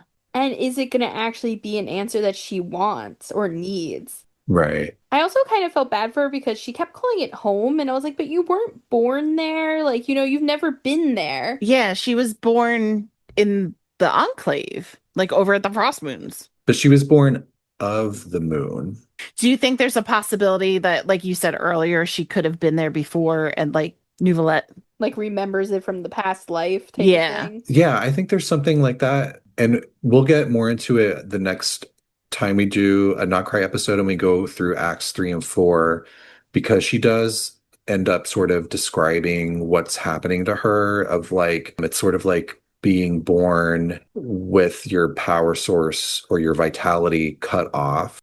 It's like if you're like a scoop of water out of a pool, but the pool is cut off from you and you're just like slowly evaporating and you don't have any way to replenish yourself. So that's kind of what's happening to her. And so she feels like the moon is her home because that's like her pool of energy that is like powering her. But because Teyvat was taken over by the primordial one and the heavenly principles, she's cut off from her energy source because remember, that was created by Nibelung back in the dragon era. I just feel bad for her. Like, I feel like she's gonna get to the moon and it's gonna be nothing, And then it's like, well, then what was happening to me, right? Yeah. Or maybe she'll get to the moon and find a way to unlock its primordial power. All right, and it will help take down the heavenly principles.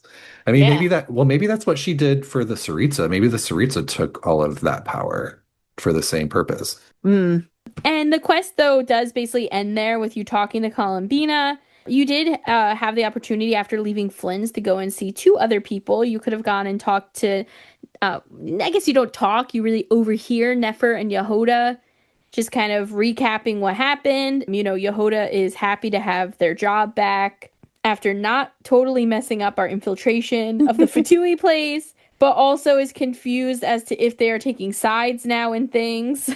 Yeah. Nefer does not give Yehoda a very clear answer. And you also have the option to go and talk with Dori. And I was like, oh my God, the game read my mind. Dori is like, oh, don't worry about me. I was actually doing business, so I wasn't here. But like, thanks to you guys, my shop was saved. And I'm like, I did nothing for your shop. I did think about you, but I did not come near your shop. But then she gets all salty with us because we're working with Nefer. And this is when she's like, oh, well, I thought since we were from the same place, because they're both originally from Sumeru, she would be nicer to me, but she's not. And, Dori was like, I thought you guys were like my customers, like my regulars. And I kind of wanted to be like, Dori, like, I did next to nothing for Nefer and got so much from her. And you're over here asking me for like a million mora to just give me a name. Yeah. I love it. I mean, who doesn't love to watch Dory squirm? Yes, that's true. You're right. It's like she's met her match with Nefer. Like Nefer knows exactly how to, keep her in her place a little bit. She can't pull one over on her for sure. Yeah. And that's the end of the quest of Act 2 of the Archon Quest. It was a lot. What were like some of your favorites? Fave moments? Oh, mine was learning about the moons, for sure. Did I mention the puffins with the little feets? Yeah, I guess that's a question actually, Tiff. How do you guys feel about the region as a whole? Like, take away the lore. What do you think about the actual like topography and everything? I like I said before, I spend all my time over in Frostmoon Scions because it's purple. So that's just, I think I've made that. I've said that 10,000 times. I really am drawn to that. But I think it's really cool. I actually like that it's separated. And when I went first to go to the different places, I did a lot of swimming because I didn't pay attention. And I was just trying to open things.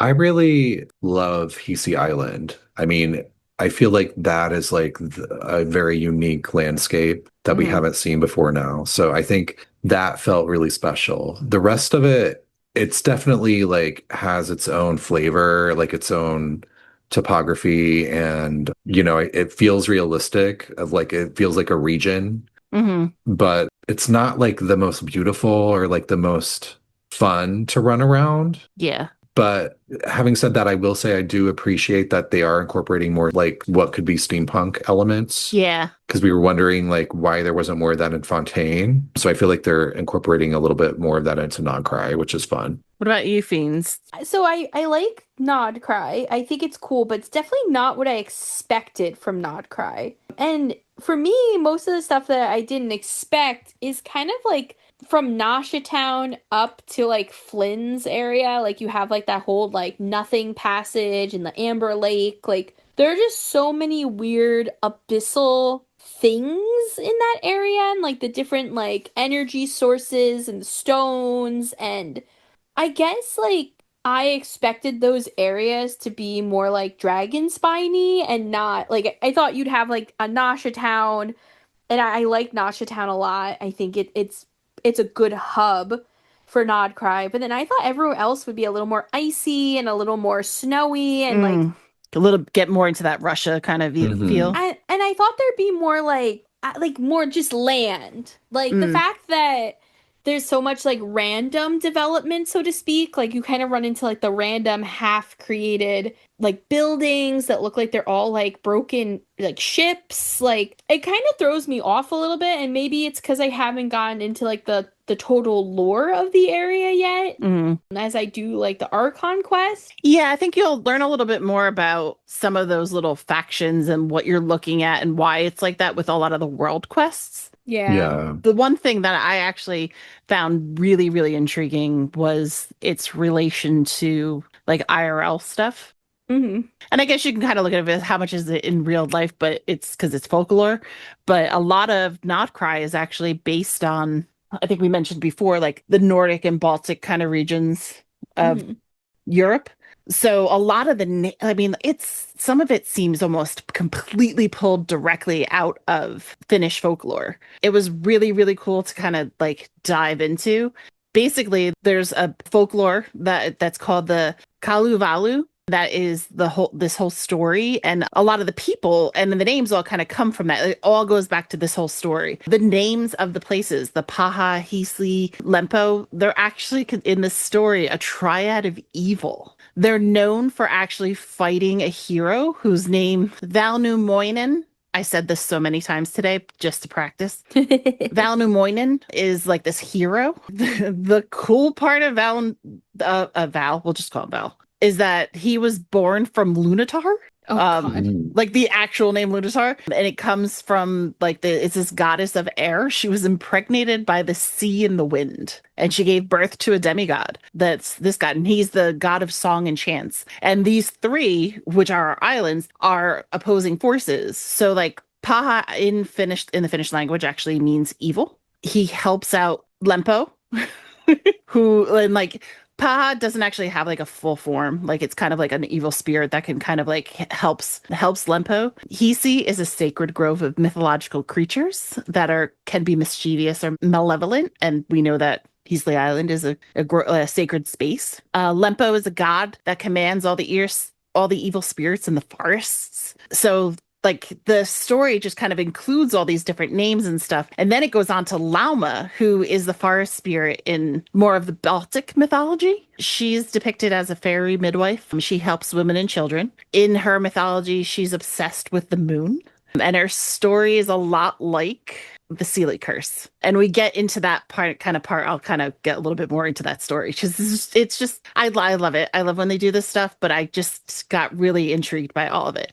I love that because the Seelie curse originates in the land where the Frostmoon Scions originate. Yep, in the Sacred Grove. But on top of it too, Lauma is also looked at as this malevolent figure. She's not just this, one who helps women and children. She is also a figure that substitutes human babies with changelings. And changelings are woodland spirits with clawed feet, and they take over baby stuff. And me and Midwest Opus, one of our mods over in our Discord, are obsessed with the show The Changeling, which is based on a book by Victor Lavelle. Unfortunately, Apple TV is not completing it, but the book is amazing, and the audiobook is read by the author, and he's amazing. And it's all about the changeling, and it brings all this story into it. I was like, when I was reading that, I'm like typing an error, like, oh my God, it's Lauma. She's in there too. And that story, that folklore is so intriguing. If anybody who is actually of any kind of Finnish or that area of descent knows anything of these folklores, please reach out, because I would love to hear it from somebody who's like really heard it in their culture and stuff like that too. A couple other little goodies. Kutar is actually the literal Finnish word for Lady of the Moon. And we know that that is Kolumbina. Aino translates into the only one in Finnish. Was it because she's an orphan?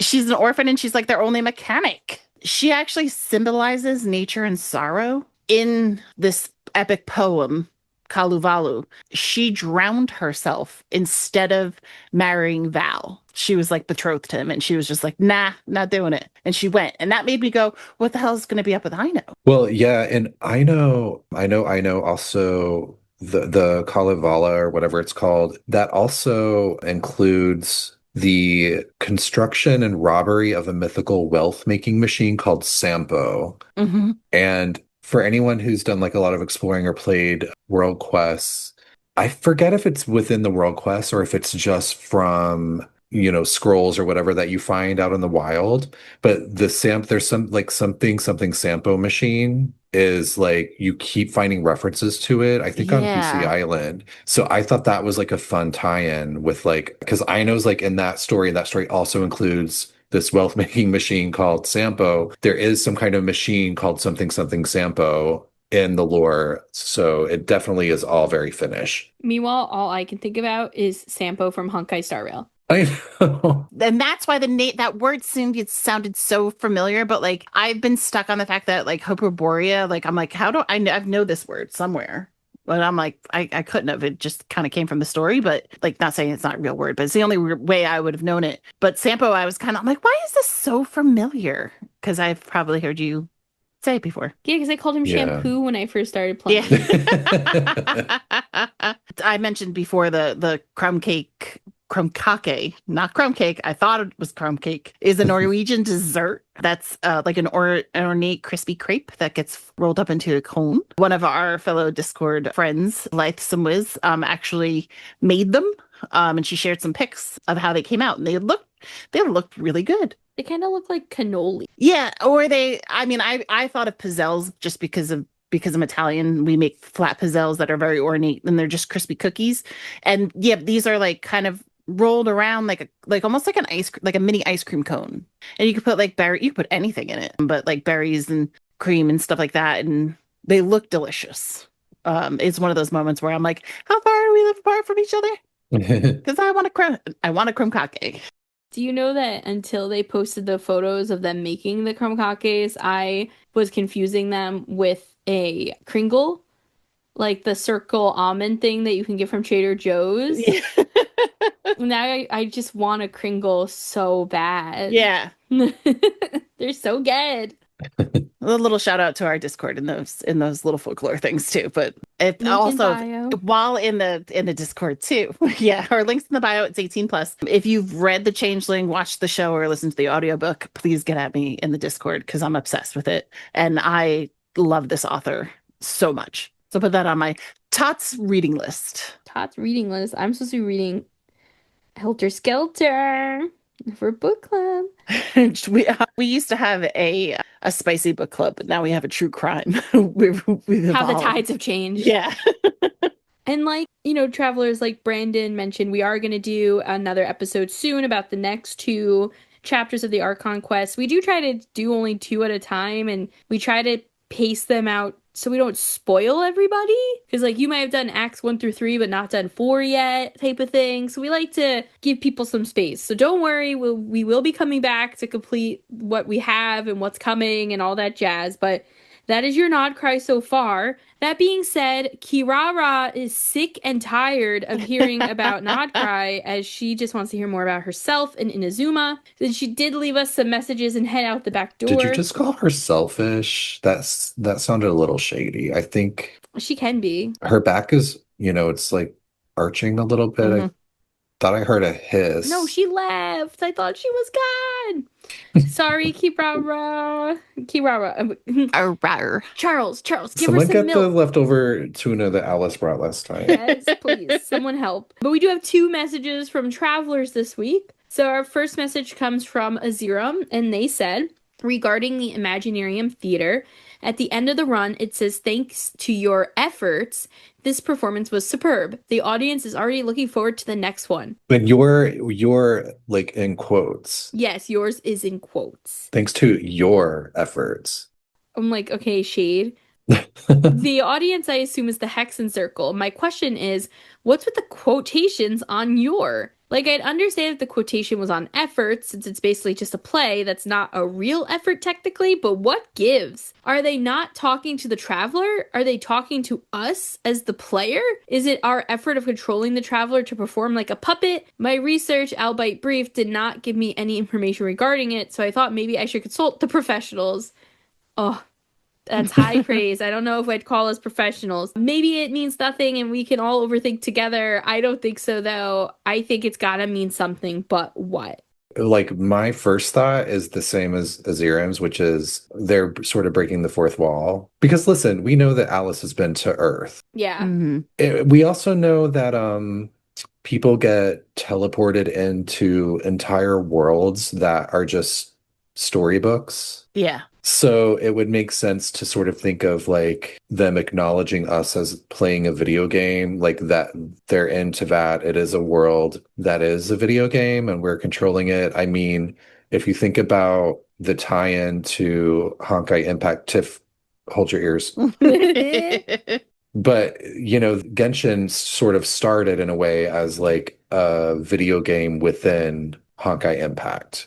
Mhm. So I think it could be like a nod to that. Like, definitely my brain goes to the exact same place your brain is going, where the Hexen Circle is like, listen, I know that like some person is playing this and controlling this, and it's like a wink and a nod to us as the player. I've never put any thought to it because I've never finished Imaginary Theater, so I never knew that was there. Wait, you haven't finished any of the levels? I didn't finish the end level. Does it tell me that in between?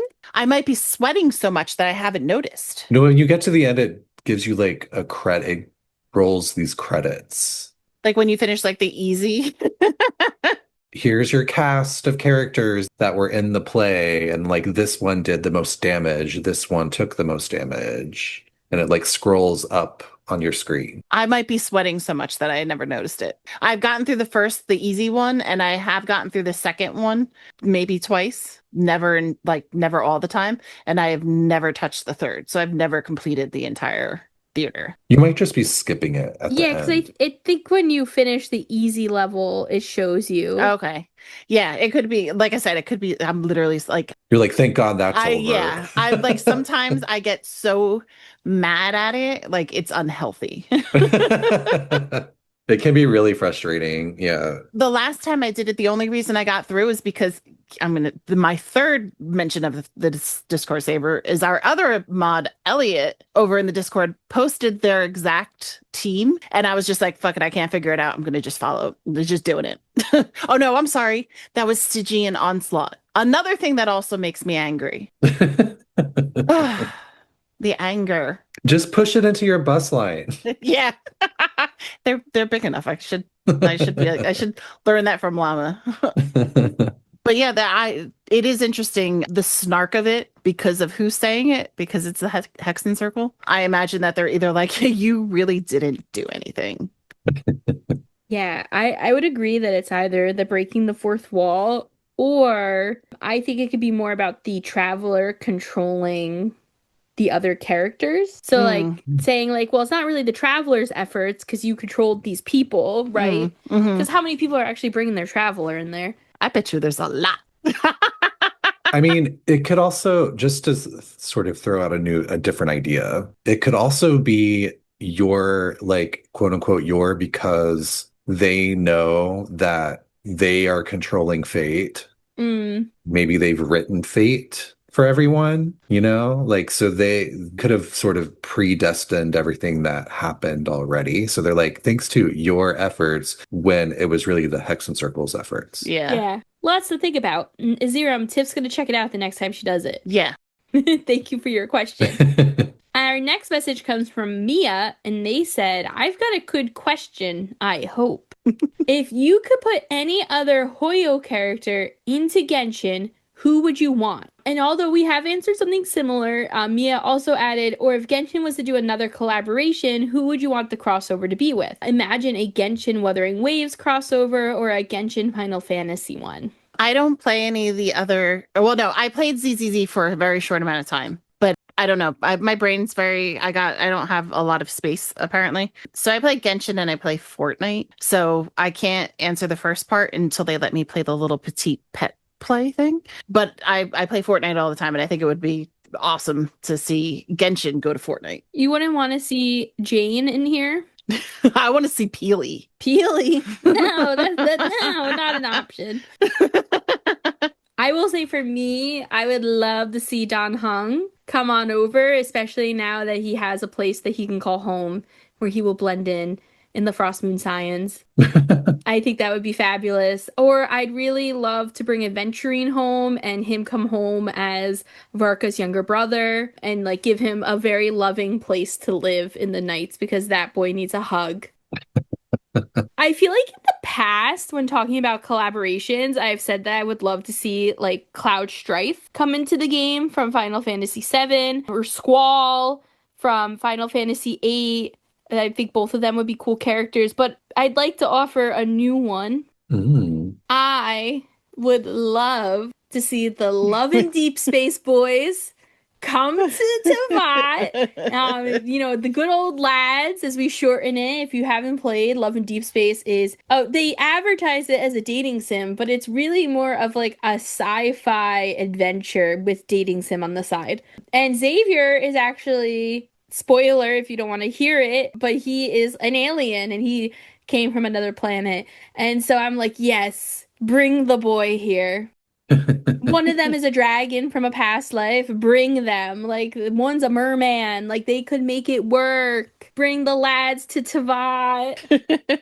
Do it. So for mine, for a Hoyo character, I think the ultimate would be Kiana from Honkai Impact. That might be like wishing for too much, because I mean, You could argue that Kiana is just like the iconic character from Honkai Impact, and maybe it would cheapen her to put her in other games. But if I can't have Kiana, then I'll take Bronya. Give me Bronya. She's in Honkai Impact and Honkai Star Rail. It just makes sense for her to come over to Genshin. So I think Bronya is like my runner-up if I can't have Kiana. And then if it was a collaboration outside of Genshin, I love the idea of a woo-wah, but I played that for like a hot minute, but I gave up because I don't have time. But one of my favorite game franchises is the Dragon Age series. So I would bring over Morrigan into Genshin, and that would be really fun because she's like a goth witch, but she's also a dragon.